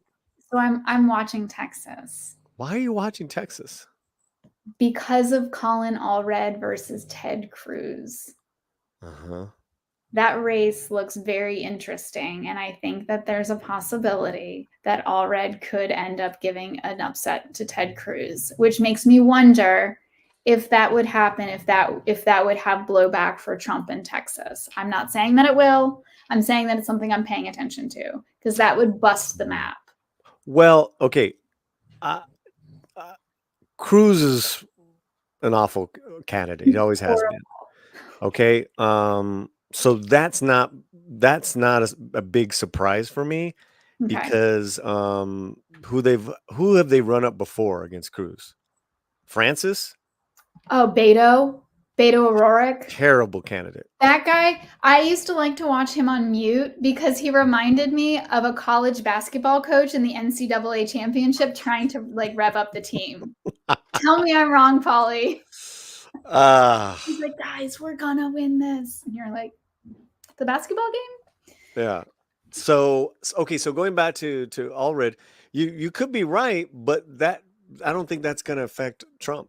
But what I am seeing is what's been happening like the last 12 years, and it's going to take probably longer, is that Texas is slowly turning blue. So I don't, that makes sense to me. The Democrat Party has been working on that for a while now. Mm-hmm. And it takes a generational shift, by the way. Mm-hmm. It took Florida 12 years to cement itself as a Republican held, we're not a battleground state, by the way. And people are just like, no, it's a battleground, and it's not a battleground. Cancun Cruz, yeah. I love that. I'm surprised he's been a senator this long.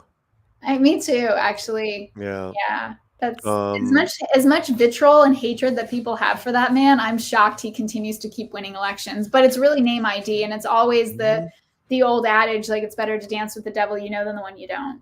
Yeah, and I think him and Trump have always been have been at odds at times, right? They have. Yeah. But everybody, they just come around. Look at Lindsey Graham, my former boss. He was told if we elected Donald Trump that we were going to go into complete disarray, and we deserved it. Well, there's this part too. Generational shift equals people leaving Cali to go to Austin, along with all the companies leaving Cali. LOL. No, it's true. That's true. Korean is correct. A friend of mine sent me a poll about how there's been this shift in people migrating after the pandemic to different parts of the country. I don't know if you've ever read the book, The Big Sort, but it's by Bill Bishop. And it might be a little antiquated now because of the sort that's happened as a result of the pandemic, but it's a fantastic read. It's called The Big Sort, Why Clustering of Like-Minded America is Tearing Us Apart. Wow. Thank you for that.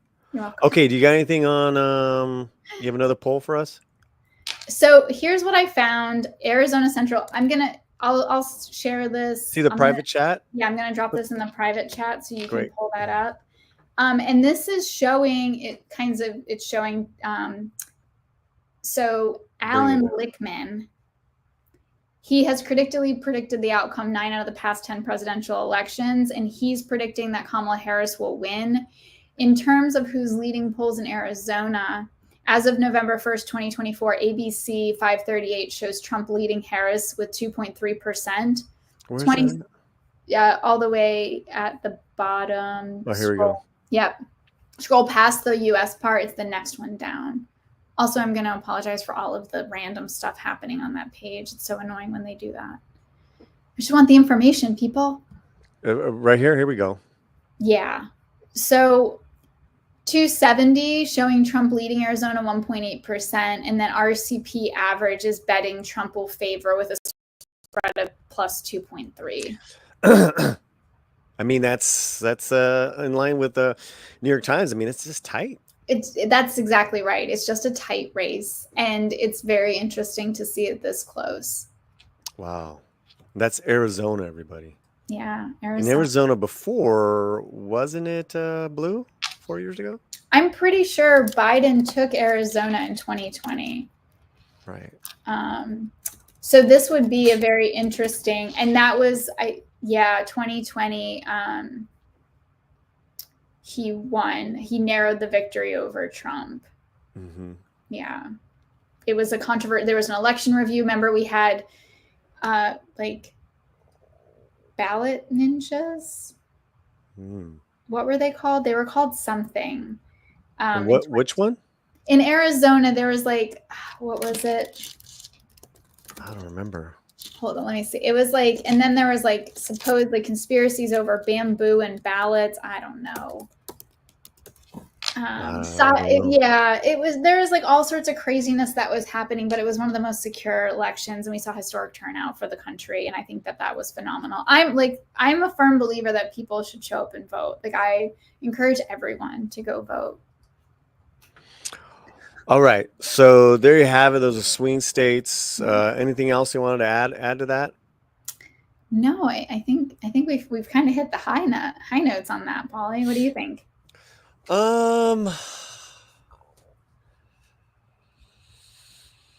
do you got? I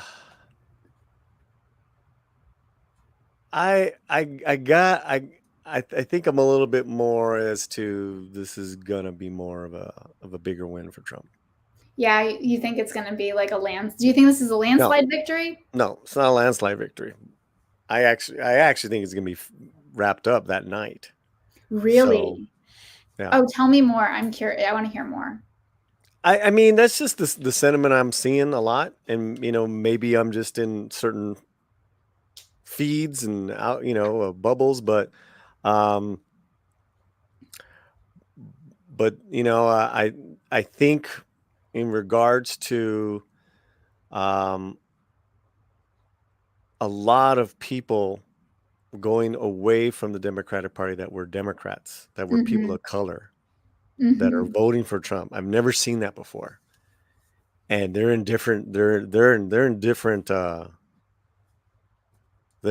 states. It's not just one place. Right. I think North Carolina is interesting because they don't have that problem that New York, Chicago, California has in regards to immigrants kind of taking space to where African Americans used to be, and African Americans feel very slighted. Their communities very slighted, and they're not quiet about it. And and you've seen a lot of these groups, right? They are voting Trump, because of that. So that's just my feeling. That's just from what I'm seeing. So I like it. No, I think it's interesting because, as we found ourselves on social media and finding in different feedback loops of sorts, it's interesting because I've heard that people are like, oh, I think that Kamala Harris is totally going to blow it out the water. And I was like, I don't know where you're seeing that, because that's not what the polls are telling me. Like, the polls are saying this is going to be a really close race. And I'm just not sure if we're going to have, I hope, to be honest with you, I would love to have an election night victory on, either side. Like, I think that that's important. And I think that but I'm a traditionalist, right? Like, I want that. And I thought that it was odd in 2020 that we couldn't get to, granted, we had so many other things happening during the time of the election, but it was interesting.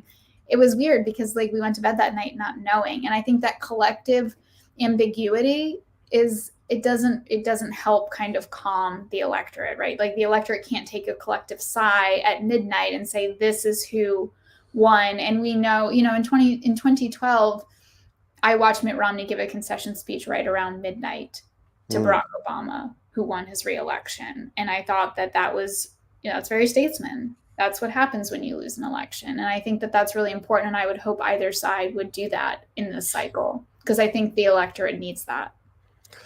I hope so too. That I definitely agree on. And let's talk about aftermath. And do we want to do that, or do we have super chats? We have all these. Oh, here's the starred comments.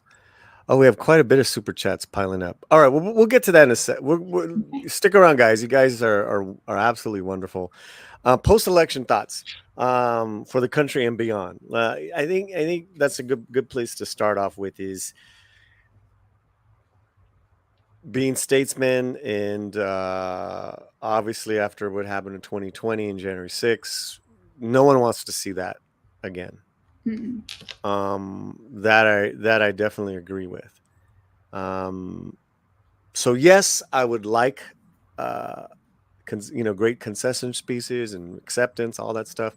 I also would like the Democrats never, ever, ever, ever, ever doing what they did to Biden and putting a Kamala in there without a proper primary process. Because she was, in my opinion, she still is the worst Democratic candidate I've seen in a long time. There's other very wonderful candidates that got bonked out. That's been going on for a while now. What are your thoughts? Well, look, I think that watching the Democrats force Joe Biden out after he's given he gave his life to the party. I mean, initially he was a suicide candidate in the very beginning, right? He was picked. He was basically the guy that got the short straw for a city council race in Delaware. They're like, we're not letting this race be uncontested. We will find somebody. And they're like, Joe Biden, you're our guy. And then he won. And they were like, oh my gosh, Joe Biden, he won the election. Joe Biden, that's our guy. He won the election. And so it just continued, and now he's the president. He had a very bad debate night.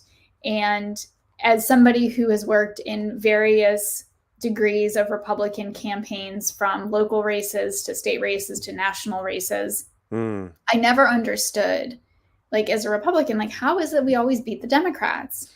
And it's because the Republicans will double down on their candidate. If Joe Biden had been the Republican candidate, the Republican Party would have gone to the end of the earth for that man and been like, that's our guy. You think he has dementia? We don't care. That's our man. Because look, they've doubled down on Donald Trump as their candidate.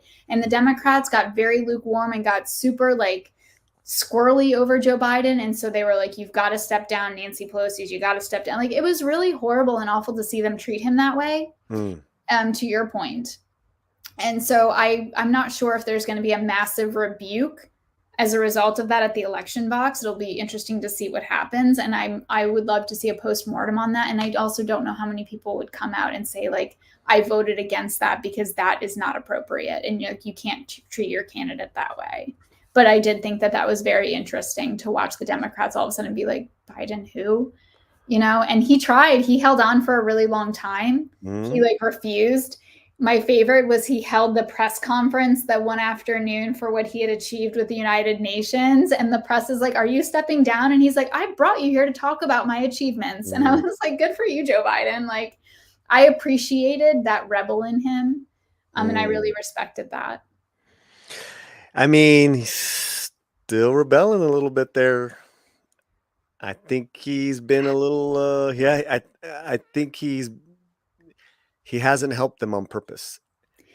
I've heard that, and I don't know. I can't speak to, I'm not with either campaign, so I can't speak to that. But yeah, it's like, so for example, I don't know if you saw the tweet from the White House where they put out a graphic that said ban assault weapons now. And everyone's like, you're not helping, Joe. This is not the time to do this. So it has been interesting. And there have been questions and rumors over, are they intentionally sabotaging her campaign, or what are they doing? So yeah, I would have to say that it's been interesting to watch. And there have been some reports that they think that the Kamala team feels that the Biden camp is intentionally sabotaging and stepping over her when she's on The View. He's holding a press conference and, just crazy stuff. And you're just like, these are all supposed to be adults. Like, we're all supposed to be adults. And so some of the stuff kind of seems a little petty. Okay. If Kamala wins, how do we go forward? We have a transition of power like we would, and like we would expect if Donald Trump wins. There's a but like if Kamala wins, what's her presidency? What's her administration going to look like? Well, we know that she'll have at least one Republican. So for my West Wing fans, Ainsley Hayes, this is your moment. If you've ever seen the show The West Wing, but I'm not really sure. I think it'll be interesting to see what it would look like as a presidency. And, in the similar vein, people think that they know what the second Trump presidency looks like because of Project 2025, and the Democrats don't have anything on that side. But I would hope that Kamala's presidency looks like what she's campaigned on and that she'll adhere to those policy stances. But I don't have my magic 8-ball handy. How can any of those policies bring people together? I think that's a fair question. And I think that she's going to have to work across the aisle, right? Like she wants to work on immigration. Well, I think one of the best ways that you can do that is by focusing on one issue at a time. We can't talk border security and immigration. Like we should really think about decoupling them. We saw that the Langford bill was very successful and had bipartisan support until Donald Trump went in and killed it because he said that if you pass this, you won't have anything to run on in this cycle. And that's not helpful. And so the same thing with ACA, why they didn't repeal it when Republicans had the opportunity, because they wouldn't have been able to actually run on anything. Well, I mean, it seems that it was more than just running on the immigration, was that it was the wrong bill. That it was a bipartisan bill, though. Like that's pretty impressive. But it would have been a bill where he could not have come back. Like, let's say he wins the presidency and kind of improve it, change it. It would have been. There's one point I believe it had to do with so many millions being accepted. Jesus. But I think it's a little more complicated on, I want, kill it. I want to run in it. Like there was a lot of thorns with that bill. Okay. All right. Then, at the same time, it almost seems that she said that she's going to do a lot of things for different people, reparations for African Americans, letting all amnesty right away, which would seem to both of those things that I think would aggravate different groups of Americans. It would aggravate. Yeah. And then signing a national, getting Roe v. Wade back. Well, I mean, she's going to have to work with Congress on any of those agenda items. And so she's going to have to be able to work with both Democrats and Republicans. And, just because she occupies the Oval Office doesn't give her carte blanche to just sweepingly reform. Like, I think this is great, but in order to do that, she has to be able to work across the aisle, because I know that the Republicans will stonewall the process, and she has to be able to find compromise. And that's kind of what this nation has always been about, is compromise. But don't you find some of those policies, you're a Republican, you're voting for Kamala, going against your principles? Well, my principles are to put my country over my party. And I can tell you that I can't support Donald Trump. And I've never supported Donald Trump because I don't believe that he encompasses what's best for our country. Okay, so most Republicans are pro-life, or a choice up to a certain point. And she's pretty far left of that in regards to no limits. That's pretty radical. So that's a hardcore principle. What does that have to do? As a Republican, I believe in small limited government, and that extends to not allowing the government to be encroaching into my body and or my bedroom. So then that would go across the boards with how they dealt with COVID? That is a very interesting point, and that's actually vastly different. And this is where we're going to lose everybody, because don't worry about that. Me and you are talking. Okay. So when it comes to society, there was an English philosopher who pointed out that my freedoms extend only as far as your nose begins. I can swing my fist, but my right to swing my fist ends when it hits your nose. And when it came to COVID, specifically with restrictions, I can do what I want to do with my body, but the minute that impacts you and your health and your liberty, I cannot. And let's say coup for jab. Sorry, Fletcher. Then I don't want a 2-on-1 because you know. No, I was just saying because if we use that word, the C word. Oh, jab. My bad. Jab. Thank you, Fletcher. Fletcher's coming in as the producer, and I appreciate you. Let's watch our language. It's okay. just YouTube's gonna flag. I mean, I can't imagine YouTube not flagging this already, Fletcher. Okay.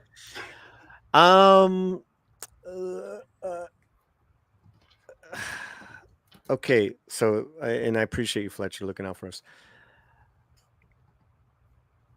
All right, I'm trying to go back to what you just said because I think it comes to a point is like limited government, leave my body alone, leave but you made a good point, and I had a I'm sorry, I forgot it. It's okay. In regards to pro-life and pro-choice, and I actually think it being a state's issues is a really good thing. I think it's really healthy for democracy. You see, and what's interesting is we've watched Republicans, some Republicans, specifically Donald Trump, has actually backed off that and said that this needs to be a states' rights issue. Mm-hmm. And here's the thing: the English philosopher that I was thinking of is John Stuart Mill. And he had an essay, and it was called On Liberty, and it was a harm principle. And it said an individual's action can legitimately be encroached upon if that action might harm another individual. So regarding the pandemic, regarding those restrictions, that is where you are like, okay, because the goal of the government, as stated in the Constitution, says that they are to protect the general welfare of the public. Now, regarding the Republican stance on abortion, as a limited government individual, as a conservative, I don't believe that the government needs to be weighing in and legislating my uterus. And that is apparently a very radical thing for a lot of people, specifically Republicans these days, who want the national government and the states to weigh in on those things. So there's got to be we're looking beyond, right? Where is the compromise? Well, the compromise regarding a Kamala Harris presidency, and again, I can't. Yeah. We're just spitballing here. Well, that's good. So when we think about that, is that we know that her goal is to codify that into the Constitution. She wants to enshrine it into the Constitution, which God bless her and good luck, because that will take an act of Congress literally to happen. Regarding it being a states' rights issue, it's already become a states' rights issue, and we have various states across the country passing their own abortion laws. I don't know if I can say that. Fletcher, please private chat if I'm not supposed to say things like that. So no, you're okay on that one. I think the other one is the C word for some reason is what they always dislike. Got it. Okay. All right. So, which is funny because sometimes the C word means other things too. Hey-oh. Oh. I'm telling you, man. I'm liking you every time you come on the show. Thank you so much, Polly. That means a lot to me. I like you too, and Fletcher. I love spending time with you guys. Yeah. So but how my audience and my chat feels, that's another story. Oh, I'm not looking at the chat. Hey. Listen, you know what? I think they can all appreciate that we're having discussions. So Yeah, and that's what we're here to have this discussion. So okay, where were we? Well, so as I was saying, that we've seen states pass their own semblance of these laws, right? They've taken it over as states' rights issue. And in Florida specifically, it's on the ballot this cycle. It is the Fourth Amendment. And there's been a big push on either side. And as a result, we're seeing conservatives finding where they're going to land on it, whether they're going to say yes on 4 or no on 4. And I think even Trump weighed in on that. And people were like, oh, how can he do that? It's like, well, that's what he's being consistent on. But here's what's interesting, Polly, is that the Republican Party, specifically in Florida, and I would argue nationally, the Republican Party is having this struggle because there's this new generation coming up in the Republicans that are not socially conservative. They're socially liberal. And a portion of the Republican Party, Donald Trump, former RPOF, Republican Party of Florida Chairman, State Senator Joe Gruters, who is out there talking about the other C word we talked about earlier, the legalization of yes on 3. He's supporting that. And they're recognizing Florida young Republicans are issuing support of the Third Amendment that's on the ballot. And what we're seeing is that these Republicans are wanting to build a wider tent to bring in other voters who might not normally vote Republican. And so they are looking to become more socially liberal. Whereas DeSantis is not. He's saying, we're not doing this, we're not doing that. And it's unfortunately, there was a really great report by Brookings regarding that Republican Party's governor from New Hampshire, Chris Sununu, pointed out that if the Republicans don't adapt with the next generation coming in, they're going to really suffer in future elections. One more thing on reproductive rights. The Democratic Party had a chance to codify Roe v. Wade. And then what I'm hearing from this whole argument from Kamala about immigration, well, how dare Trump, make it a voting issue. Well, that's what you guys do every cycle. And the biggest example of that was when Obama had a chance to push that forward. He didn't. He had all right. You guys had control of all the. You guys, I know you're not. The Democratic Party had the House and the Senate and the presidency. They chose to go for, I believe, ACA, right? Yeah, and they didn't repeal it. Yeah. Yeah, I mean, and look, I will tell you that I have not been a fan of Obamacare. And, as a Republican, that's ridiculous. However, the Republicans didn't replace it when they had the opportunity. And so it's been really astounding. But Democrats have also had opportunities, as you pointed out, and they haven't done things. And so both parties are screwing up because at the end of the day, it seems that sometimes both parties would rather go to the election, throw red meat at the base, and then let the voters sort it out. And the voters are like, I thought we did this before, So I'm just very curious how a President Harris will try to get the reproductive rights thing, Roe v. Wade back. I mean, she's literally demonized Trump and Vance, saying that they want this national ban. So that's gonna be interesting. It will be very interesting to watch, and I think that it's going to require compromise, as our country needs to have. And I think that if the states are going to pass their own laws, then there won't be a need to codify it into the Constitution. Well, then that's a campaign promise that she really, sidestepped, because she wasn't being truthful then. And that's what very poorly Trump and Vance have been trying to say, guys, it's a state's right. This is probably the best thing for everyone. Well, in fair, let's be very fair here regarding reproductive rights, that Trump and Vance weren't saying that it should be a states' rights issue until it cost them electoral victories in 2023 in Ohio, Kentucky, and Virginia, when Republicans lost because of the Dobbs decision that was handed down 17 months prior as an agenda item for Donald Trump. And then the Republicans wound up losing some serious ground because women were terrified and decided to vote to protect their bodies over their tax cuts in the midterm and the off-year election of 2023 in those key states. Absolutely 100% agree with you. And it went back to Trump going on his campaign promise of 2016 is that he was going to get in conservative judges and overturn Roe v. Wade, which happened, right?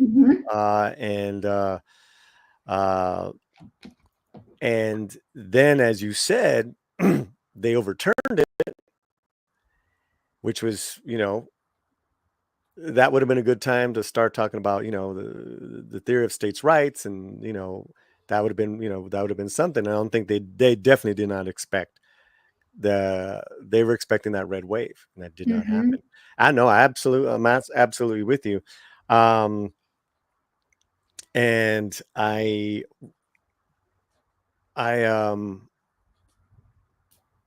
what was my point with that? In 2022, I had that. Yeah. I'm absolutely with you. I I would see some sort of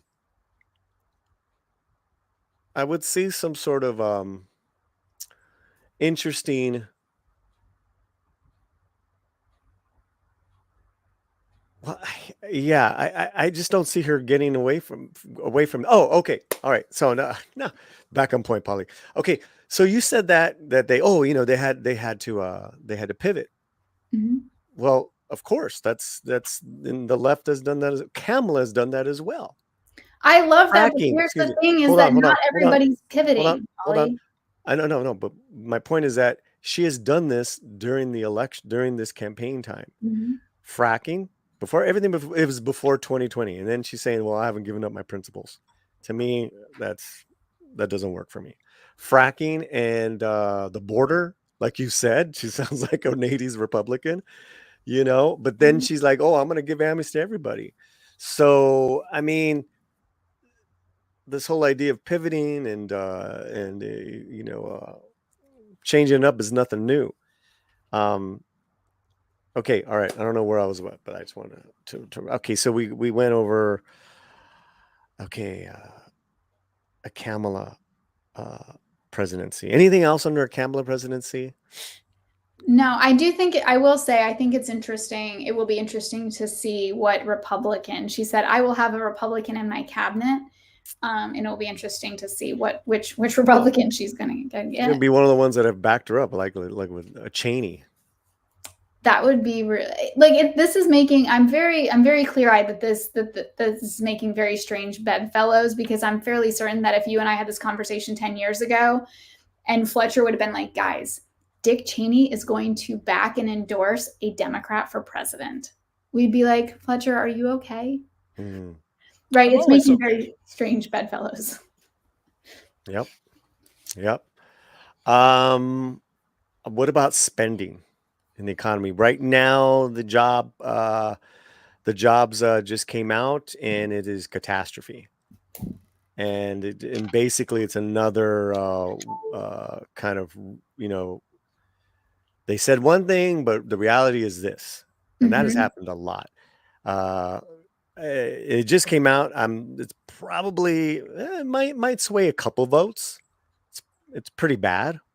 They only created what? 4.1% is what I saw today in the jobs report. Yeah, I mean, hold on one second. Mm-hmm. I'm just pulling it up, and the economy added 12,000 jobs, which is the slowest pace since he 12,000 jobs. Yeah, right. That's because the lie. of hurricane and labor strikes. That's the lie, correct, Fletcher? Sorry, what is it? That's all right. 12,000 jobs. Oh, the ones that talking about the ones because it was supposedly the ones that are coming back to work, not counting those ones supposedly, right? Well, they just gave wrong numbers, and now, here's the real numbers, and it's it's dreadful. Right. I'm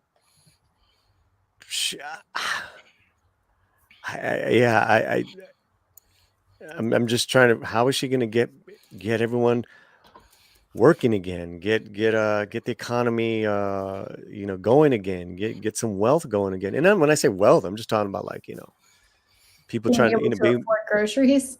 Yeah. Yeah, I mean, I think also the argument becomes made is that people have to want to work, right? Like, there are people that don't want to work, and there's plenty of jobs. It's just that sometimes they don't want to wait tables or tend bar. I mean, I was a bartender for 3 years in grad school, and wasn't the greatest job, but I did it. I don't know about that one. Nadia's a friend of ours in Nevada. My husband was laid off in May and still can't find a job. Would you mind I don't know sharing? How is that? Like, I would be curious, Nadia, like, truly, like, and my heart breaks for you. Like, that's horrible. It's now November 1. But to your point, Polly, how is that possible that people can't find jobs? Like, my question is, what's the field he was in? Is he in, Nadia? Because I'd love to know that. Listen, our thing here is that we just work no matter what, and that's we come from that. So I had a certain Retail warehouse. He's applied, but no one will get back. Go ahead. He's applied, no one will get back to him, even fast food. Wow. And I've seen a picture or two of your husband. He looks like a healthy man. Like smart dude. And Nadi's we love Nadi. She's got a great channel on horror films and horror. See, and it's problematic because, when I mm-hmm. when people when there are places, I go to various places, they're hiring, or we can't get servers, and business owners are we're having trouble staffing people, because people aren't interested in working. And I'm I don't know how that's possible. But then conversely, you hear of businesses having to cut costs, and they can't hire because they can't afford to also bring in the food to pay, to give to the consumers. So it becomes this really bad catch-22 of people needing jobs, not being able to find work, as in the case of Nadia and her husband. And then you have other people who are just well, I can't hire even though I need to, or I need more people, but I can't find anyone to hire. And so I think that, to your point, we have to be able to solve that. Well, President Harris is going to have to solve that. Well, if she's elected, otherwise it's going to be. Well, that's what we're talking about. That's what we're talking about. Because I'm talking about to me, economy at this point is way more important than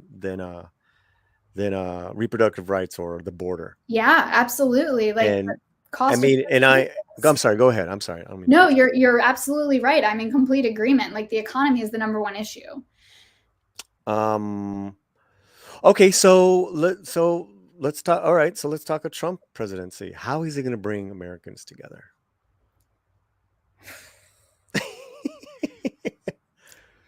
That's been a question I have mulled for years. It's Donald Trump, when he is tempered and on prompter, can be very steady, right? When he reads the script and he sticks to the script, it's oh, okay.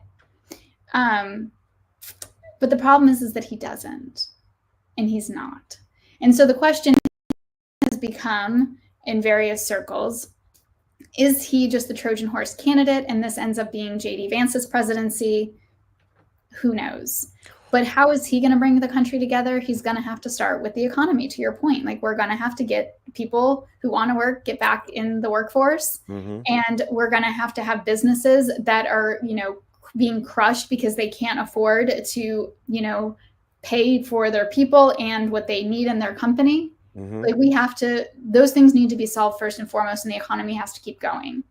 And I hope that we have a solution from either side at this point, because there are people who are struggling financially to make ends meet, and they're living paycheck to paycheck. And that's, in America, where there's this American dream and why so many people come here. That's really sad. It seems we know that he's brought together a broad coalition of people, and they all have something in common. They all used to be Democrats, and they're all, pretty much, captains in their own industry, and people of color. I mean, if we're getting, because I know a lot of people that's important. It's I want diversity. I think that's been butchered to death, but that's a different argument. So I think there will definitely be an interesting administration. The complexion of it, when I mean complexion, I mean, the diversity of thought alone, from Vivek to Tulsi to Musk. What are your thoughts on that? I think that they're in the administration, he's no longer, it's not the administrations that we've seen in the past, where there's key employees who have knowledge of how the bureaucracy of the government works. It's, and that could cause some problems, because when we bring in new people. So when presidential candidates are chosen during the convention on both sides, they form what's known as a transition team, and the transition team prepares in case they win. Right. And when you don't have those transition teams who are built upon people from the establishment, for lack of a better word, or from the party, or from understanding how the executive branch works and the entire government, there becomes this lapse in knowledge that isn't being transferred. And that can cause problems because things can't get done the way that they've always gotten done. And I know somebody will be like, well, that's the best thing about it, just because we're not doing the way that we used to, and we need to drain the swamp. Yeah, okay, but you still need to understand the functioning of the government and how it works. And you need those key employees to be able to pass down that information. Wait, hold on. He admitted that as much. And that's where he said he's going to do things much better in regards to a right transition team. I mean, I've heard him say that in interviews. So, and then you're saying that like RFK Jr., Tulsi, none of these people are well equipped. I'm not saying that they're not well equipped. I'm saying that I'm not sure that they're they're fully briefed and will attend the things that they need to attend, because we know that when the first transition team came in with Donald Trump in 2016, his transition team was not attending tabletop exercises when they needed to be. And that was a complaint of the outgoing Obama administration. And just for clarity, I'm not here like in the backing up being like, oh, Obama was the greatest president. That is not what I'm saying at all. What I'm saying is that we have to make sure that there's a level of expertise and inside working knowledge. RFK Jr., I'm not really sure. I think last I heard they were going to install him as like the health minister. Like a health czar, yeah, something like that. Yeah, I can't really say that I would feel comfortable having him as the health minister or czar or whatever running the health department. And so I think that oftentimes administration is packed with former government officials and other people. And so it'll be interesting to see what happens if in fact they are. Yeah, because we're trying to get as like, how can he bring people together? It seems to me he's already made that right step in bringing different people together who weren't in the Republican Party. Maybe they're independents or in Democrats. I think you're saying like, oh, well, Kamala would need a Republican because she said she was going to. Right. And I'm saying is that Trump's already got that. He's already got those people together. Who's the Democrat that he's going to bring in? They were Democrats, weren't they all Democrats? RFK was running as an independent. It was a Democrat. They popped him out of the process. They sued him out. Then he became an independent.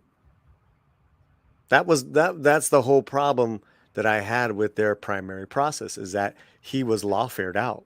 Like, why? Because they deemed him as, as the C word lunatic. But also too, they couldn't control him. And they had the same issue, my understanding, with Democrats. They had the same issue with Bernie Sanders. Amen to that. Absolutely. Yeah. So it's that, and this becomes kind of what we had talked about last time I was on the show about the issue with the two-party system, is that it's like if you don't follow these orders, then you're just... Okay, so we're trying to see here, like, because it's two realities, right? But next time we meet up, and we do this in a couple of weeks, let's say, we're going to be living in one of these realities. Yeah. Harris administration or Trump administration and the what do you say, transition team process. Yeah. It'll be well underway. So hopefully, God willing, and without any craziness, how are these presidents, how are they going to bring people together, Americans together? Let's get a couple thoughts from Fletcher. Yeah, and I haven't heard from Fletcher at all. I've suppressed him. Aww. It's Fletcher suppression. Hashtag. What are your thoughts, my brother? No, I do feel that a lot of people have, there's been an anxiety about this election. It's palpable. A lot of people are concerned, even like after the election is over. I know that today is All Saints Day, so it's mandatory for us Catholics to head to church. And I would ask everybody to ask all the saints in heaven to pray for the country, pray for unity after this. And we pray that there won't be any division between Americas, but we, kind of come together and all stuff, have an argument like this, just chat, because this is the Interflex, is YouTube's. So, we can have a cordial thing in the chat. We have people from all over, one side or the other, but we can still have a civil discord, that there won't be any anybody out on the street, and hopefully have a peaceful, nice, time for the election. Just go out there if you have your grievance, go out there and vote, and have a good time. Don't turn America South America. Amen to that. We have I'm going to end this poll, Fletcher. Ooh, and the poll. 277 people voted. Wow. Woohoo! I think that's our biggest one. Was it? Man, yeah. I think Of a live poll? Yeah. Of a live poll, yeah. Yeah. Nice. We've had polls that I've put up that have done like 400 or 500 polls. But this is the biggest one. Wow. Wow, that's great. Thank you so much, everybody who voted on the poll. And please share and subscribe. Share and subscribe. And also we got I think we've been having recently. I did put in the chat Maria. So if you guys want to follow, she has a website, and go check it out. Maria, we're calling you Maria now. Oh, sorry. This is a long stream. No, we love Mariana. Mariana. And we're gonna chat about doing something a little more semi-permanent, maybe. We'll figure it out. We'll figure it out, Polly. We'll figure it out because the thing too, is like you get a good sense and a good vibe from even though it's on you. I've never met you in person. Not yet, Polly. Not yet. See, I'm liking this lady. Let's see. Home stretch poll is done at 277 votes with 80% of the vote. Who do you got? Trump, mi tío loco. Here, I'm gonna let you read it, Fletcher. Since you wrote this one, go ahead. Oh, so home stretch poll. Who you got? A winner with 80% of the vote. Trump, mi tío loco. Second place, Kamala is my mama at 10%. 3 got undecided / 1 independent vote at only 5%, and we got votes at home. Quote Arizona, only 3%. Wow. I don't know why, but let's print more of those votes, Arizona. Come on. Well, I want to thank everyone that did the poll there. That's a lot of fun, and clearly it's not a scientific poll here. What? But yeah, like Rafam, who's our resident rabble rouser. We love him so much. This chat is Trump heavy. Like, well, that's that's my audience, man. I mean, we're not a political channel, but I don't know what to tell you, Raf. That's 277 people. That's a lot of people voting. That is a lot of people. That's a lot of people. And whether they're even in the States, I don't know. That's another point. Because anyone can vote. It's a landslide. Oh, this is awesome. I just just so Mariana can feel a little more ease at home. And Kusa is at least more balanced and can recognize the craziness of Trump and MAGA. Thanks, Ralph. Trump is already lying, saying he's being cheated. Calm down, Ralph. Calm down. Everything's going to be okay. Okay, we have... Can you hang out with us a little bit more, or do you have to go? I have to actually go. I'm on the East Coast, and I have to meet my mom for dinner. Ooh, what are you going to have? I am not quite sure. I've got to... She's probably texted me at some point and been like, hey. I'm getting hungry, dog. I'm getting hungry. Yeah. Is there any super chats or anything that we want to put up really fast for Mariana? We have 6 super chats. You want to go through them real quick? No, like anything that's kind of like connected to her, so to speak. A lot of stuff about the election. Okay, go. Let's go real fast. You got 5 minutes? Yeah. Okay. Horse Rider's Power, 2 pounds. Social media was created to sow division in us all. Well, it has. I don't know if it was created for that. Yeah, it definitely has become that thanks to the algorithms. But initially it was started as like a hotornot.com. I don't know if I can say that. I feel like I'm censoring your entire show, Polly. I am so sorry. Let me check and see if this thing hasn't already been but initially it was to find out if who your crush was dating or whatever, but it's amalgamated into something that is now sowing division. Absolutely. So we've had the most views now that we have had I mean, this is a huge live stream for us. Oh wow. And over 102 likes and 3 dislikes. Yes. That's badass. Nice. So, no, the green dollar sign is still on. So that's good. Okay. Nice. Johnny Gonzalez, member of the channel for $5. Vote early this morning. Don't like some damn policies like loan forgive, border approach, but tired of chaos, so I voted for no chaos. Okay. Whoa. Okay. There you go. All right.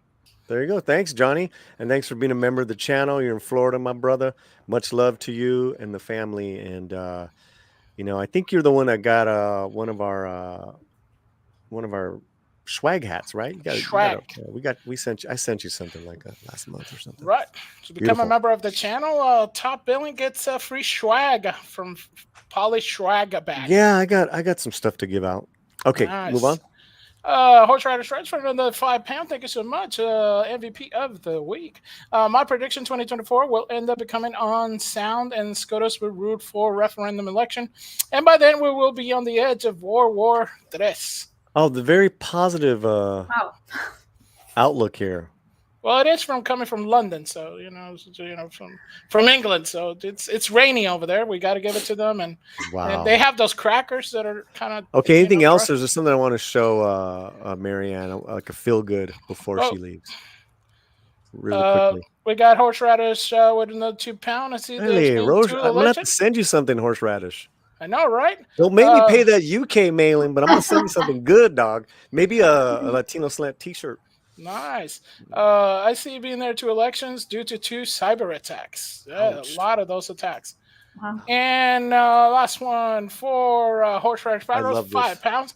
If you don't read the newspapers, you're uninformed. If you read the papers, you're misinformed. Mark Twain always read between the lines. Be critical. Love it. And coming in last hot.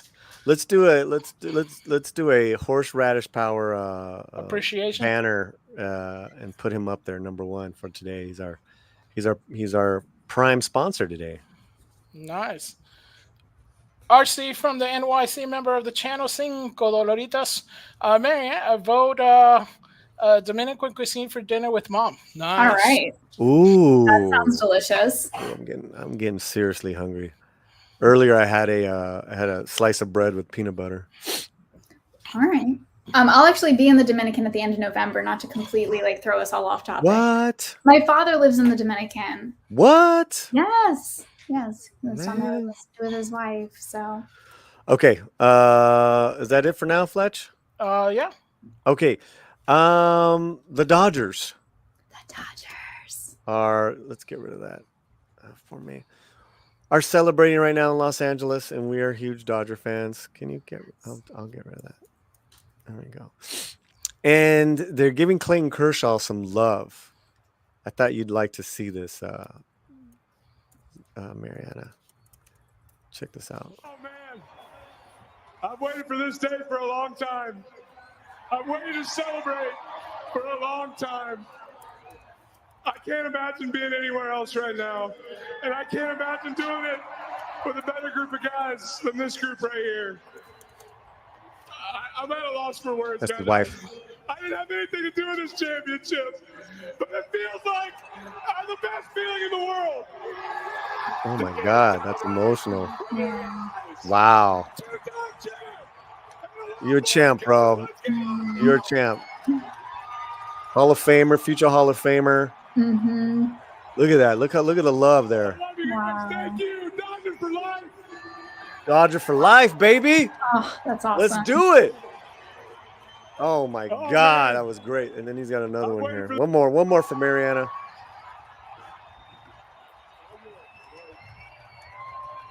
Oh, is that the same thing? Oh man. All right. Ugh.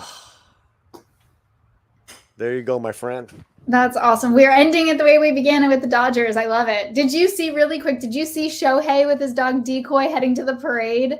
Oh, no, really? It was so cute. They put it on Twitter and he was heading to go to the parade with his dog. And I was like, oh, it's so amazing. Yeah.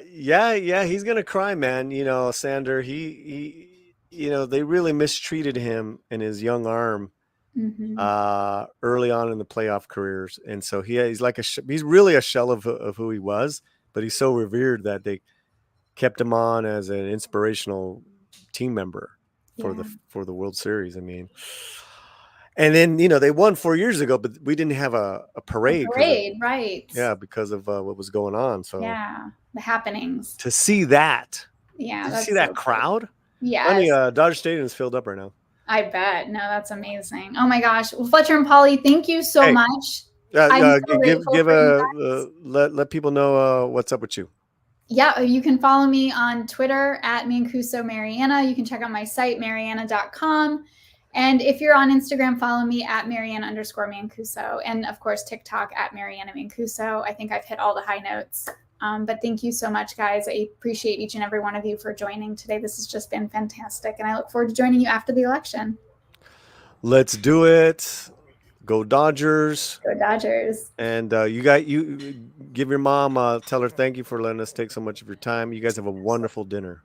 Thank you guys so much. We'll chat soon. Bye. Adios. There she goes. Man, that was really cool. That was really cool. Good discussions, Fletcher. Heated debates. Yeah, a little bit. I mean, I think more in the chat. Chat was on something, man. Chat was on something. Okay, so what do we got? We have comments.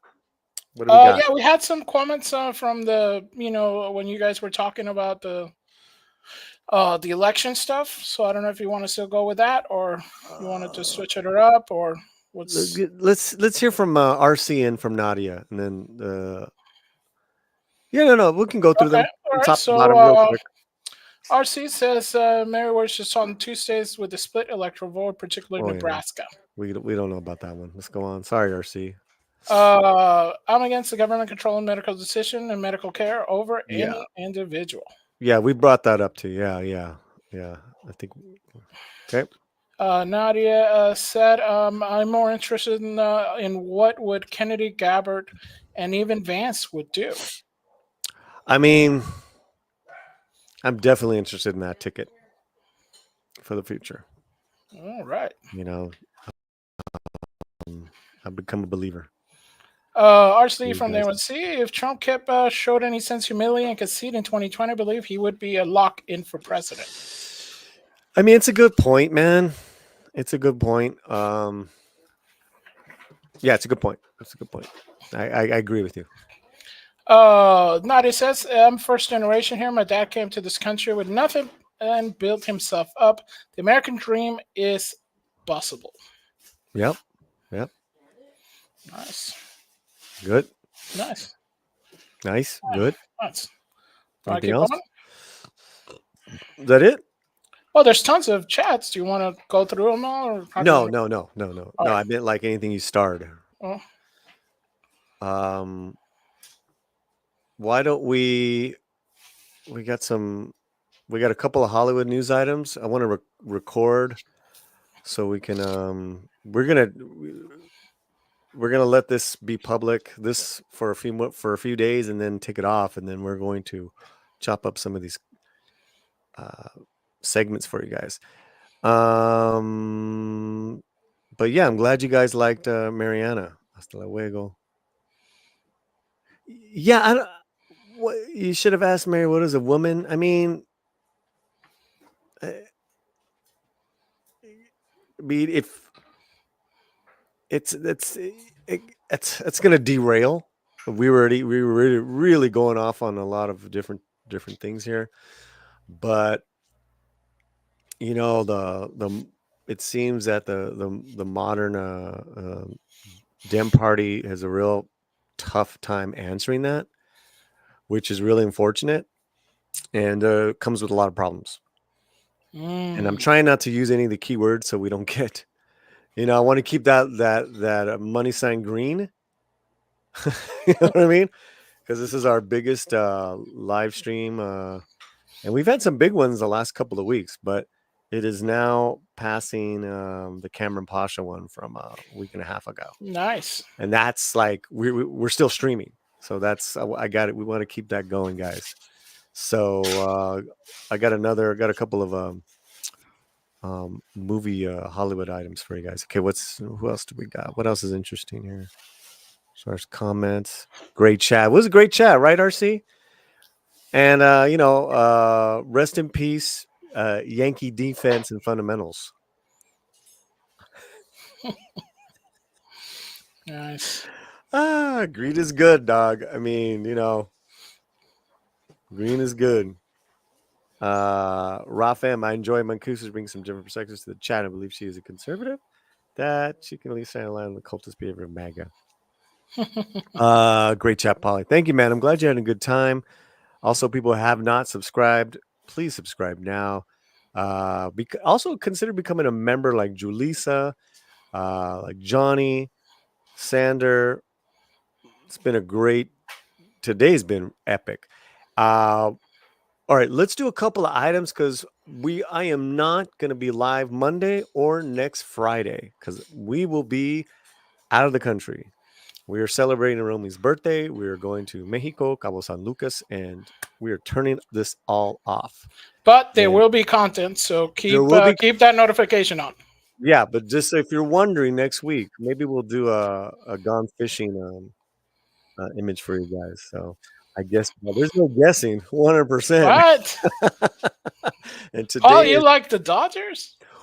And today is not only the Dodgers parade that they never had in 2020. This is the first parade since '88. But this is the birthday of El Toro. Fernando Valenzuela would have been 64 today. Mm-hmm. You tell me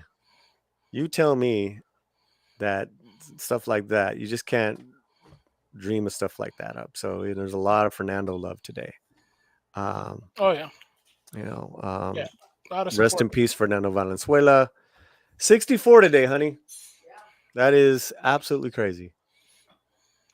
27 championships, Polly. We are good, right? So that's why I have no problem with us being a dynasty for the next 10 years because we got a lot of catching up to do.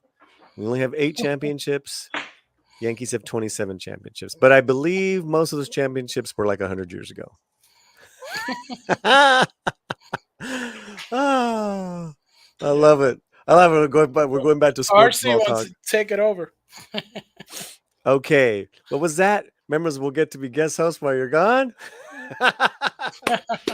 Hey, I wouldn't mind for RC to come on with Fletcher. You guys would have a good discussions on stuff. RC's great, man. Thank you for being here. Okay, let's get some Hollywood news. What do you think? Hollywood, man. Tom Cruise eyes Days of Thunder sequel. Man. Whoa. He doesn't get tired of making money. Money's good. Green is good. Not greed, but money. Wow. Little news flash here. We're just getting this minutes from about less than an hour. The actor-producer is exploring a follow-up to his 1990 NASCAR racing film while also developing a Top Gun Maverick sequel and figuring out the future Mission Impossible franchise. It's got a lot going on. Yep. That's 3 IPs there, plus the Iñárritu movie that he's supposed to be filming. Mm-hmm. Crazy. Yeah. Dude, on the surface, the idea seems rather bold. Thunder wasn't considered a box office hit, making $157 million globally with a production budget of $60 million. And the film received mixed to negative reviews from critics. But having revived and modernized 84's Top Gun and Top Gun Maverick, the actor believes he can work similar magic with his racing drama, which, like the Top Gun, was produced by Don Simpson and directed by Tony Scott. A Thunder revival has been floated around. Paramount once pitched a reboot, an idea that was a television idea that he had nixed. Now, key factors here include the project script. The studio's out to potential writers now. So there's no script. Nothing. Maybe there's an idea of a script.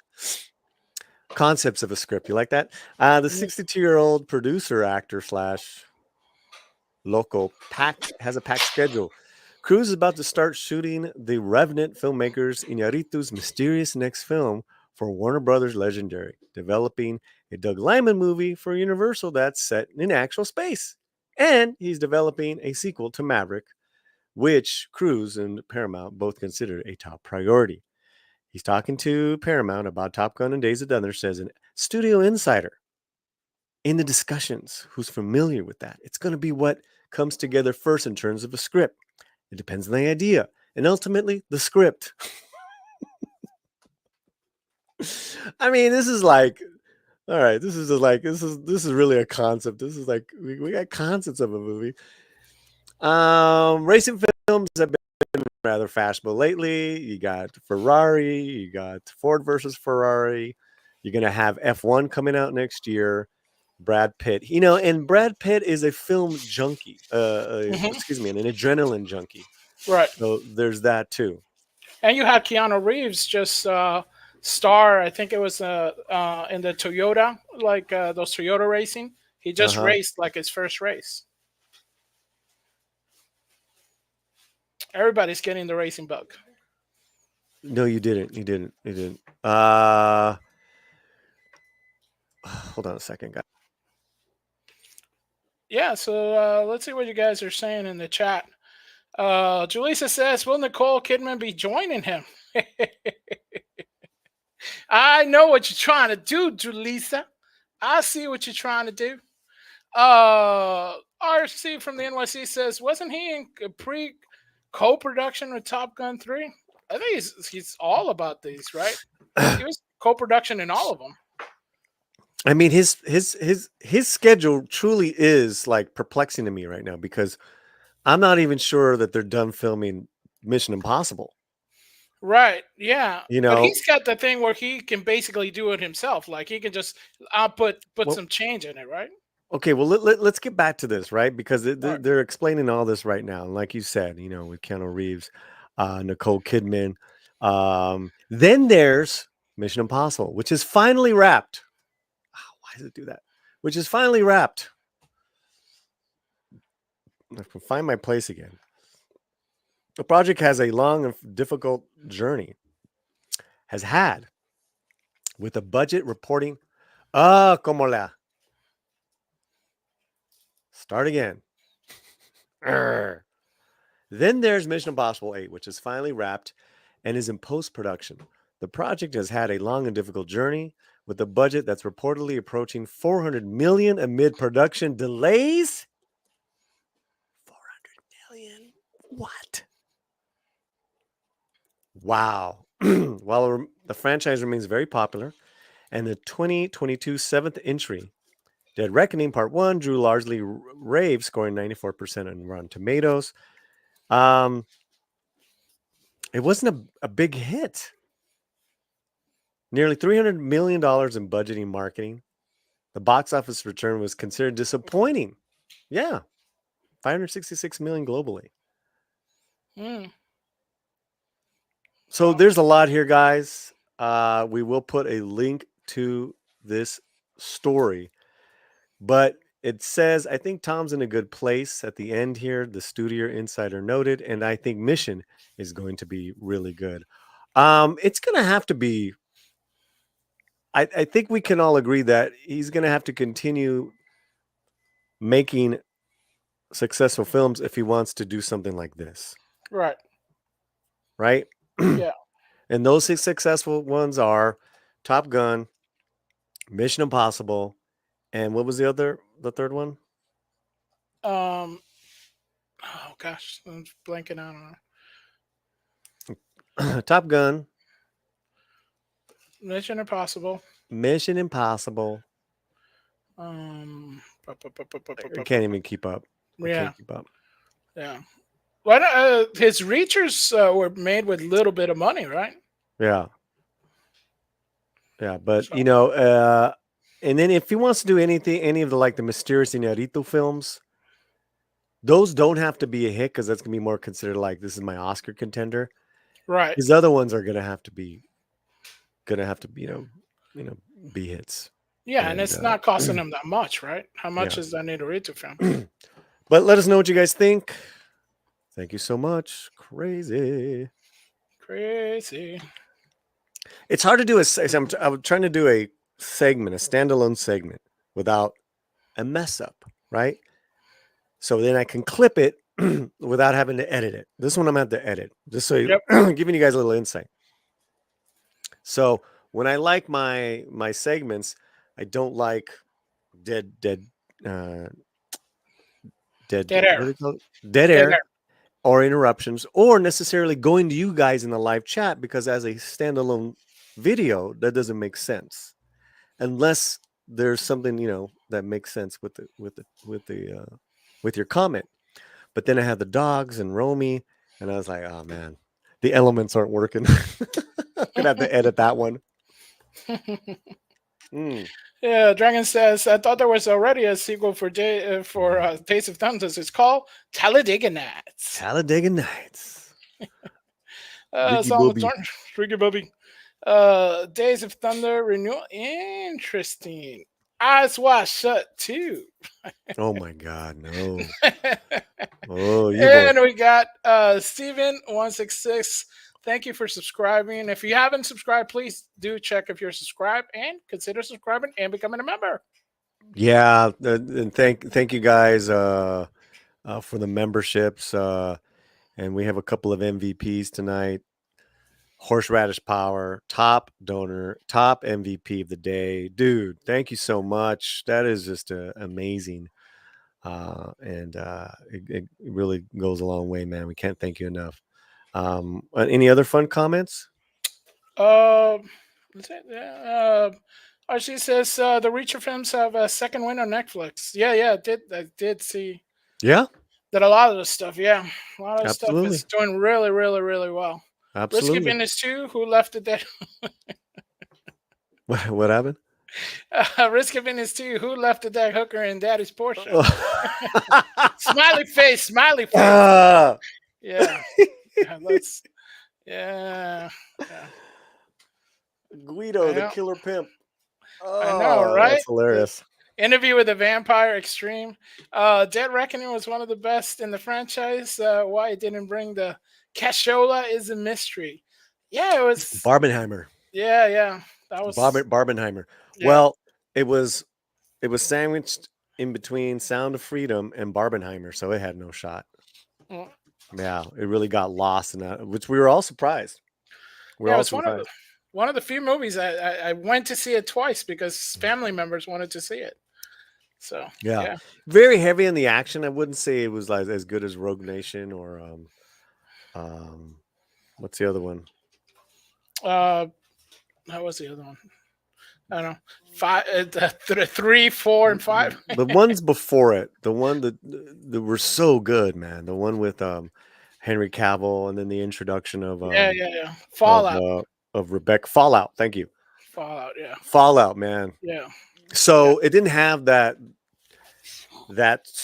great contained story. I think with part 2, and then when you put it all together, it's going to be pretty epic.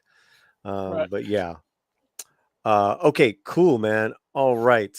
Cool. And the other thing you said you had 2. Oh yeah, we got tons of stuff to go over. More importantly, who is the gorgeous Latina of 2024? Romy Diaz.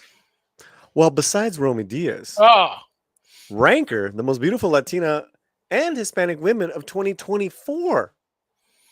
Wow. It's out. Boom.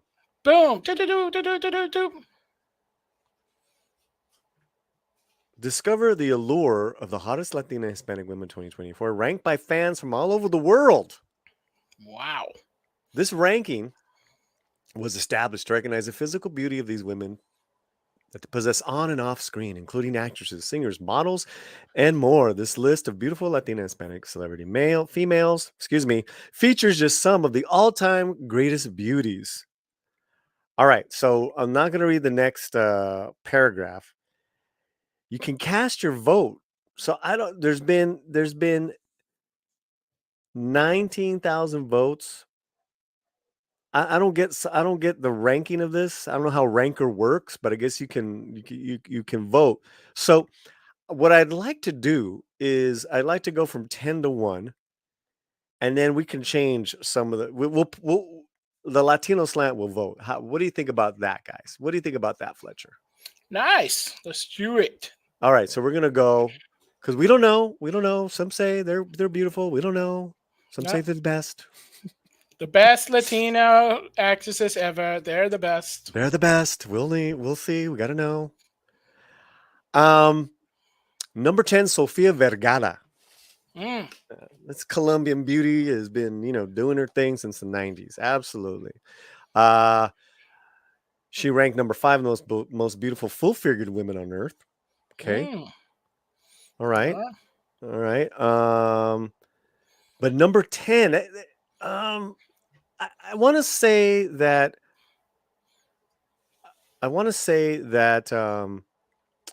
I think it's great that she's in the list. Number 10.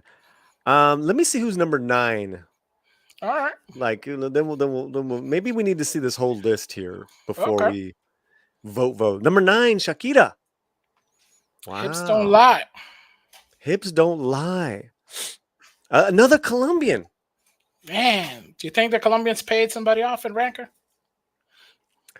Well, I think their fans definitely voted. But I think Shakira is definitely sensual. I mean, I don't know about just pure looks. She's cute. Very talented. Ranks number 2 on the greatest dancing singers. Okay. What? That's funny. Wow. All right, let's go to number 8. Salma Hayek. Wow. Number 1 on the 165 plus most stunning women of the 90s. Number 3, the most beautiful full-figured women on earth. Number 5, the greatest non-white actress. Okay. And all these women are in their 40s and 50s. Yeah. I like that. Nice. I like that. Okay, Salma Hayek from Mexico. Let's go number 7. Maya Refico. Maya Refico is an Argentine-American actress and singer-songwriter. Most recently, she played young Eva Perón in Evita on Broadway 2019. That's 5 years ago. Who is this person? Right? Yeah, it's an interesting thing. I would like to see where they got like all the polling from and all stuff because she's not really well known in the United States. I mean, I've never heard of her. Right. And for her to be number 7, definitely I'm going to do this now. We're going disagree. 30% of people like you agree with you. Okay, there you go. We already got a vote in. And the other ones didn't vote. Number 6, Jenna Ortega. Man, she's too low. Nah, that's too low. Number 1 on the best Latinx actors under 40. All right, well, whatever. That's already wrong. We're going up. It's got to go up. 68% of you agree. See? Nice. Jenna. Let me tell you, man, on pure views and traffic, she's our number 1 actress. Whenever we do video, and most of them are positive, thank God. I lose my mind when I do Rachel Ziegler videos. They do good traffic, but it's like, Rachel, you keep putting your foot in your mouth. She's YouTube gold. YouTube gold. All right. There's Jenna. All right. Let's see. Number 5, Isa Gonzalez. Interesting. She's number 2 in Best Latinx Actresses under 40. Number 13 celebrity with chin implants. Whoa.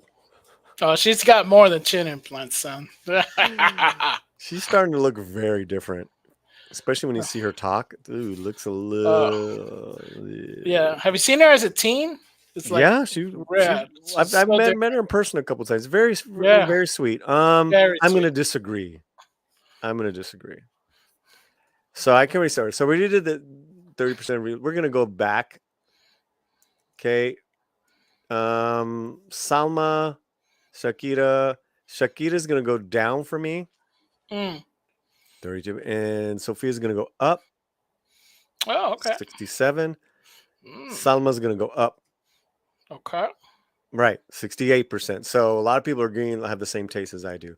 So Shakira and Homegirl down and Homegirl down. That's the reshuffle there. Yeah, that's pretty good. Okay. All right, let's go to our top 5 here. According to Ranker, number 4, Isabella Moner. Now Merced. 25 most attractive brunette actresses in their 20s. Okay. Yeah, I'm already saying no. She's cute, but I'm going down. 29% didn't agree. Man. Yeah, so I don't care, man. No.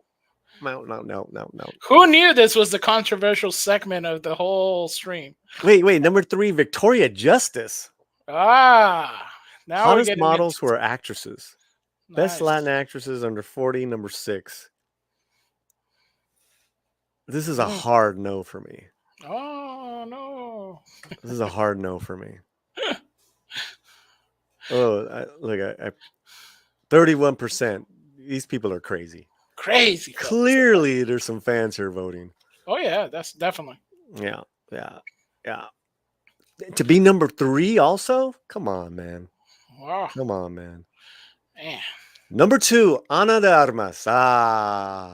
Okay. Number 1, most beautiful celebrity of 2024. Wow. Yeah. What says you, Paulie? I mean, she's always going to be in that top 5. You know, she's up there for me. But is she number 2?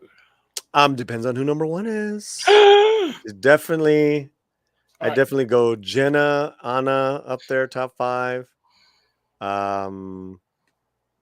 You know, I got to look. I got to look at the list. Okay. Salma's up there, Sophia. I feel like there's some missing though. Oh yeah. All right, let's go to number 1. Jessica Alba, number 1. What? Number 3 on okay. All right. She shouldn't even she would be maybe top 10. But I'm going to disagree. 31% agree. I'm going up 69%. So clearly, yeah. Jessica Alba at number 1. Wow. Behind the vote. What's this? Eva Mendes was ranked number 20. What? Yeah, I mean, to me, Eva Mendes any day over Jessica Alba. That could be a t-shirt, you know? Any day over Victoria Justice. Isabella Moner. All right, so out of this, so Jenna, Anna, top 2. Salma, top 5. Sophia, top 10. All right, this last part here, because I've actually seen this list already. Oh, okay. All right? Spoiler. I want to zip through. We're gonna zip. We're just gonna zip. Because there's so many that they have, and we're going to. Let's go 30. All right, let's go 30. Okay, and this is a speed round. Speed round. Because I really feel that that because of it, maybe it's just fan base. It's really weird. These rankings. This is definitely not how Latino Slant would have ranked. Would have ranked them. Okay, number 30. I don't know who this is. All right. Very pretty. Looks like a model. She is beautiful. Well, you know what? She's gorgeous. You compare her to those other clowns in the top 10. All right. 29. Adriana Lima. Man, she has some work done, man. Yeah, no thanks. 28, Morena. She should be up. She's gorgeous. I love Morena. Like top 20. I love her. And, you know, it's Brazilian, right? Mm-hmm. Okay. What are your thoughts on Morena? Not bad. A little a little on the thin side for my taste, but hey, we'll see what's important. You know, so. Hips don't lie, according to Fletcher. Hips don't lie. So she's saying she's a little flaca for you, but a little flaca, a little, a little too on the low melanin side for my taste. And in particular. I will say this though, it's a terrible picture of her. It is a horrible picture of her. Like, I don't think Ranker likes her. I don't think so. Somebody like her. Yeah, somebody at Ranker got like it's like, to put this picture up. Yeah. That's going to do it. She's getting ranked out there. So yeah, I'm not feeling that. It's just, put like her in a gown or something. A lot of them were not flattering pictures. Adriana Lima once was like a horrible picture. So I'm like, Well, she looks like an alien. That's just Beverly Hills alien. Right. Okay. 27, Selena Gomez. To me, Selena should be like top, like in the bottom of my 10. Yeah, she's really cute. She's really gorgeous. And that's a bad picture.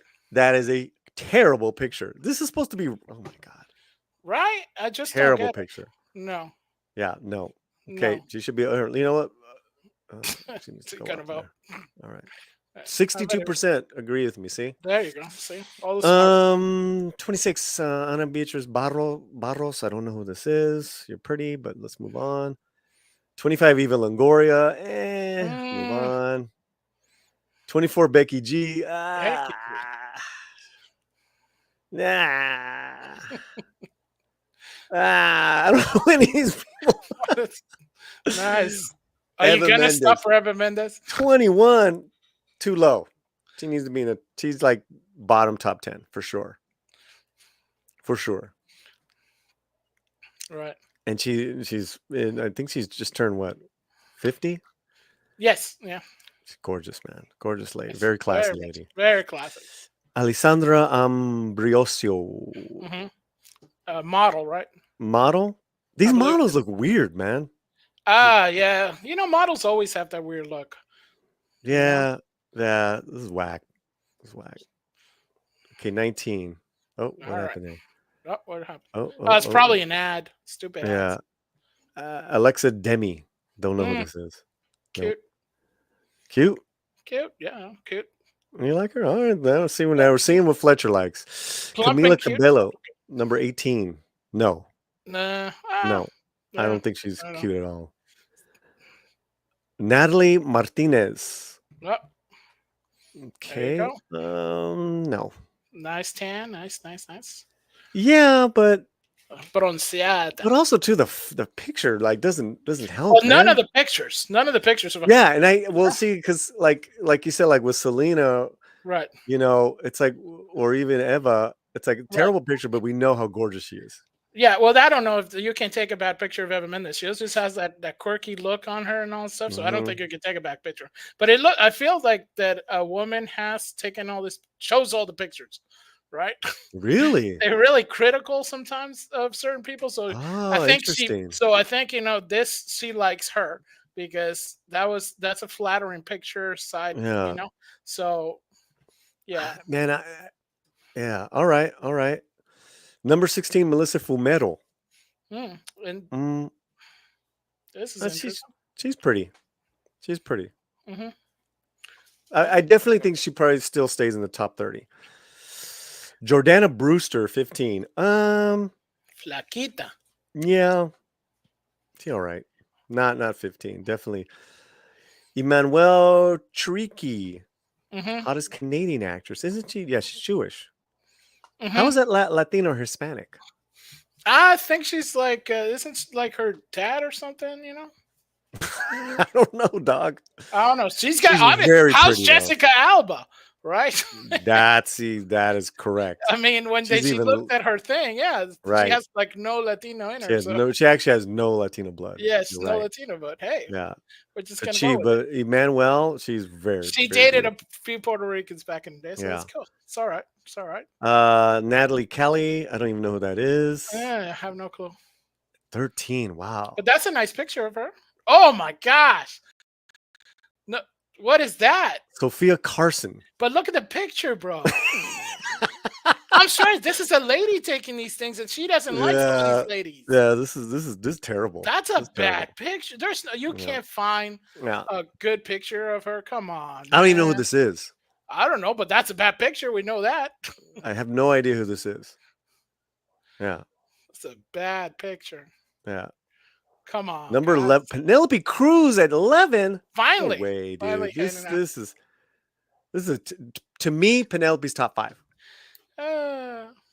She is just absolutely I cannot get enough of Penelope. So you're saying there's going to be a lot of emails being written to rank her. Well, we just voted 65% of agree with me. Yeah. All right, so that was your 30. Wow. I don't know, man. That's a whack list, dude. Yeah, not the best. Who was missing from this list? Who wasn't? J-Lo. J-Lo's always like a top 10, you know? I mean, on looks, I mean, she's pretty sensational. Ziegler. A lot of people think Ziegler is very pretty. That is true. Some people do think. All right, so now what we're gonna do, guys? We're going to. All right, so we got J-Lo, Ziegler. Who else can we look for in this list? Because now we're gonna go way down. Way down. Who else are we missing, guys? Let us know right now. And we're gonna. I think they got like 100. Oh wow. Okay. Let me see here. Do I got to refresh? You got 100 of them and 1,000 ads. I mean that. There she is. 32. She didn't even make top 30. Wow. Yeah. RC says Zoe. Oh, where's Zoe Saldana? Yeah, she's always been in my top 10. There's right after J-Lo. 33. This is a weird list. Yeah, I mean, that's a terrible picture of Zoe. Oh my god. And that's not even. I mean, yeah, I don't like who put these photos up. Yeah, whoever got the photos, bad job. Fired. Straight to jail. Okay, so Zoe and J-Lo definitely top 15. Maybe even top 10. Okay. Let's find out. I don't even know who any of these people are. Catherine Zeta-Jones is a white lady. Sorry. That's crazy. Catherine Zeta, well, she was Zorro, so I guess it counts for them. Coming in at number 4. There you go. Rachel Ziegler. Yeah. All right, let's see what kind of photo is populated. Oh, that's gonna be. I wonder, is it gonna be a good one or not? That's not a bad photo. That's actually. But she's not even looking at the camera. Yeah, but that's like what young girls do now. They don't that's look a at good the camera. photo, though. It's pretty hot. Yeah, that's a very flattering photo. Yep. All right, guys. Is there anyone else we missed that you guys want us to look for? Oh my gosh. All right. Well, Ziegler, I'm surprised Ziegler. We'll give her some love here. Let's go. She should be up. Ooh. See? Ziegler campaign, call Paulie. He's still a fan. 55%. That's a lot of people that agree. Maybe she just 72%. Look, it says 72% down. Yeah. People don't like her, dude. Yeah, it's got a better publicist. Hire the Latino slam for publicity, man. I'm telling you, man. Oh, and then we're seeing here too how many votes are getting. 101 votes. Isn't even not a lot of votes. Yeah. Some of them are not a lot of votes. All right. If there's anyone here, Aubrey Plaza, 45. Yeah, there you go. 200, over 200 votes. She's like, nowadays she's become more of like that sultry, hot, funny girl. Yeah. What a shitty photo. Gosh. It's like, hi, I'm in a high school play. Yeah, well, that's kind of her shtick, right? No, she's taking some hot photos, man. Well, yeah, but I'm saying most of the time she's out there doing like what he did. She did that bid with Jenna Ortega. They did that whole like. And she looked really cute. Different. Yeah. But she does that face a lot in like real capers. Okay, who else? Don't know her. Ugh, Carol G. Oh, ¿qué pasó con la pobre Carol G? You tell me. That's your girl. You tell me, dog. With her Ed Hardy T-shirt. Hey, you know, that's she's got personalidad. I don't know any of these ladies. She was a General Hospital actress. How many people? Ana de la Reguera is 51. Yeah. I could kind of see. She should be up there. She's very beautiful. Yeah, and that's a decent picture. That's a decent picture. Yeah, she's doing the duck lips thing or whatever it's called. Gina. That's not a bad picture, Gina. That's low, man. Yeah. Give Gina some love.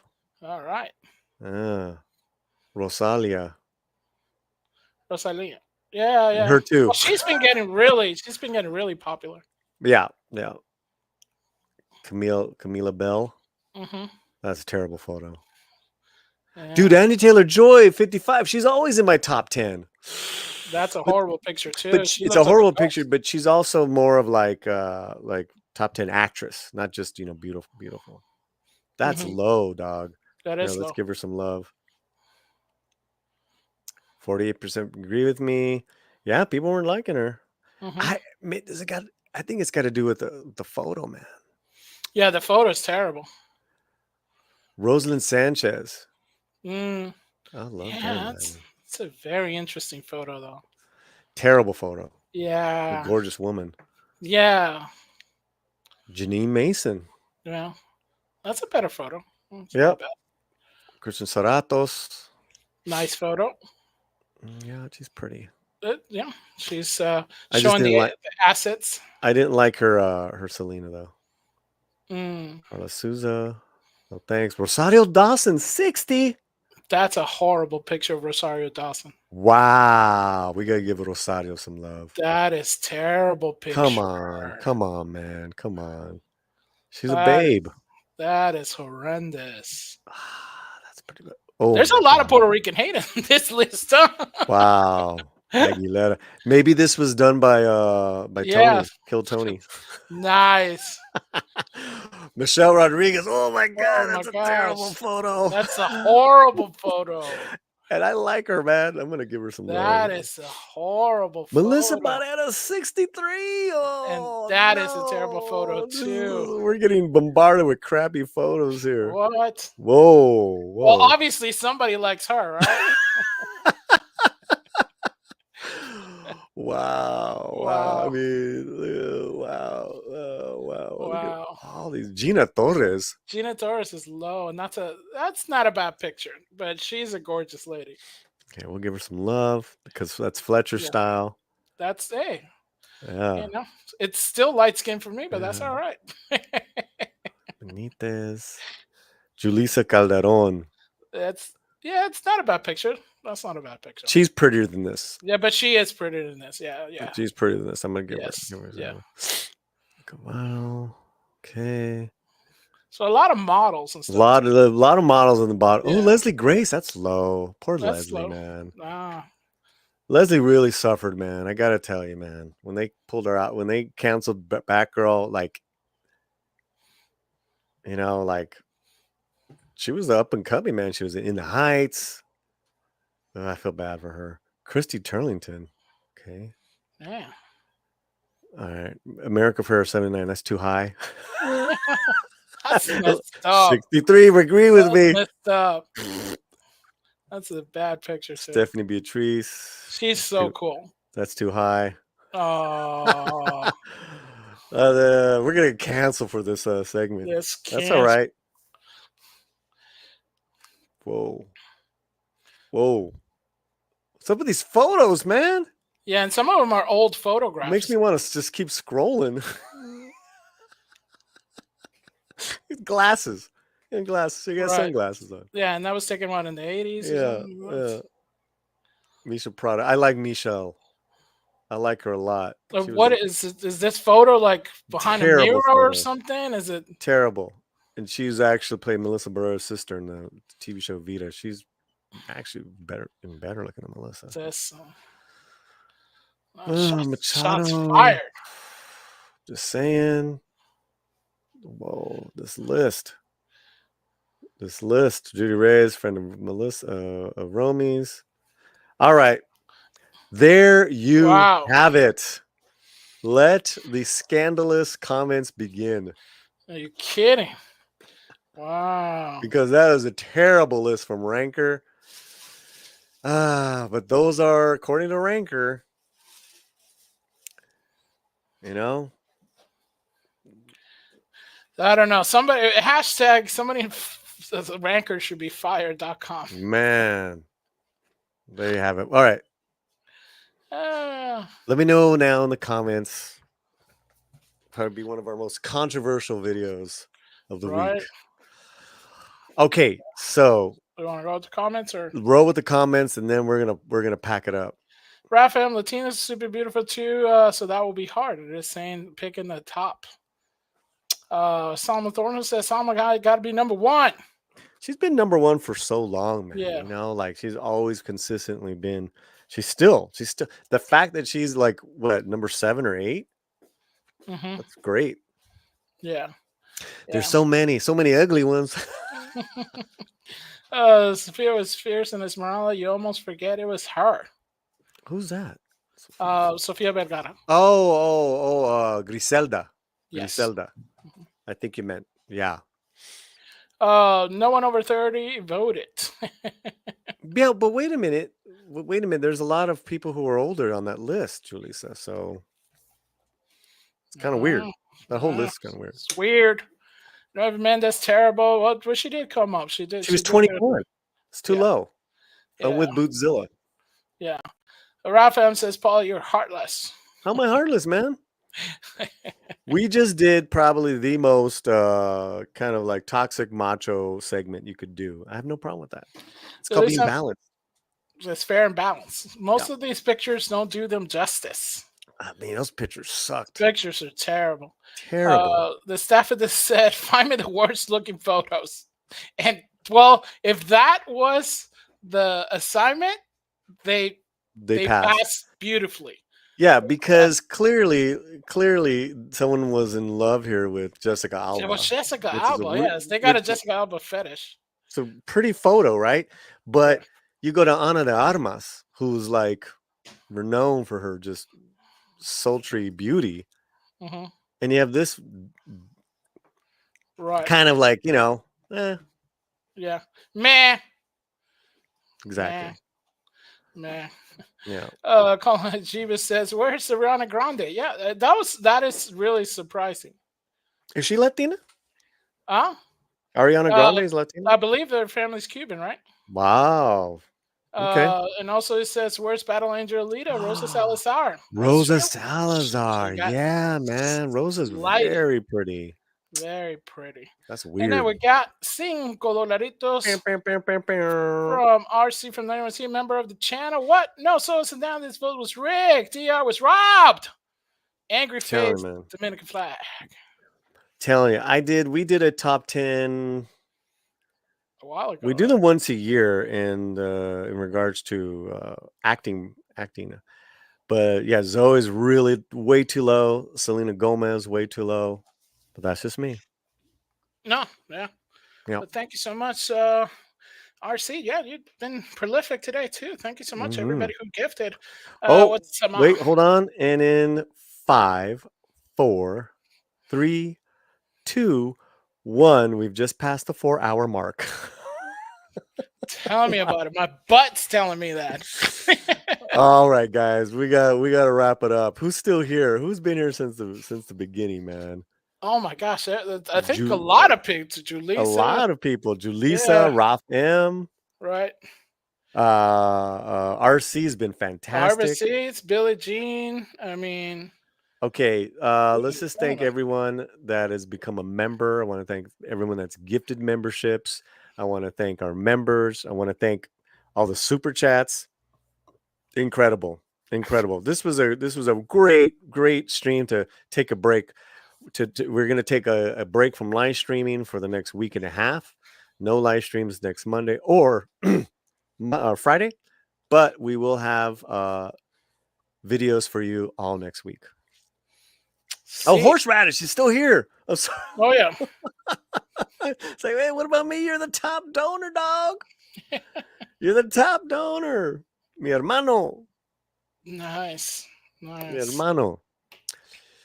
Yeah. Yay to new members. Join the movement. Orale. By far one of the best streams on the channel. Thank you, man. Well, I think that's it for a while, my friend. We're going to go celebrate Romy's birthday in Mexico. And we'll have videos. What else, Fletcher? You're going to have videos on Midnight's Edge Espanol. That's right. Gascar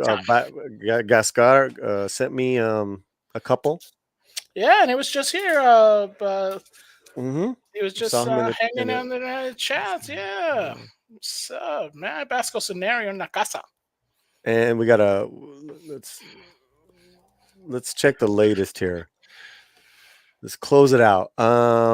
We are at over 1,800 views and 109 likes. That is just incredible, guys. Nice. Oh wait, we had dislikes, but those went away. So now they're all likes. They're all likes. So they changed their mind because they changed their mind.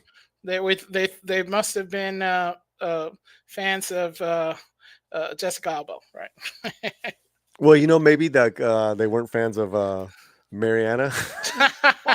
She's great, man. She's great. Okay, any other announcements, Fletcher? Not right now. No. I think we're good. All right, guys. Everyone have a great weekend. Stay sane, stay safe out there. The election's coming up. Guys, do me a favor. Hug your loved ones. And, we'll get through this no matter what. That's right. Have a good one, everyone. Adios. Have a good one.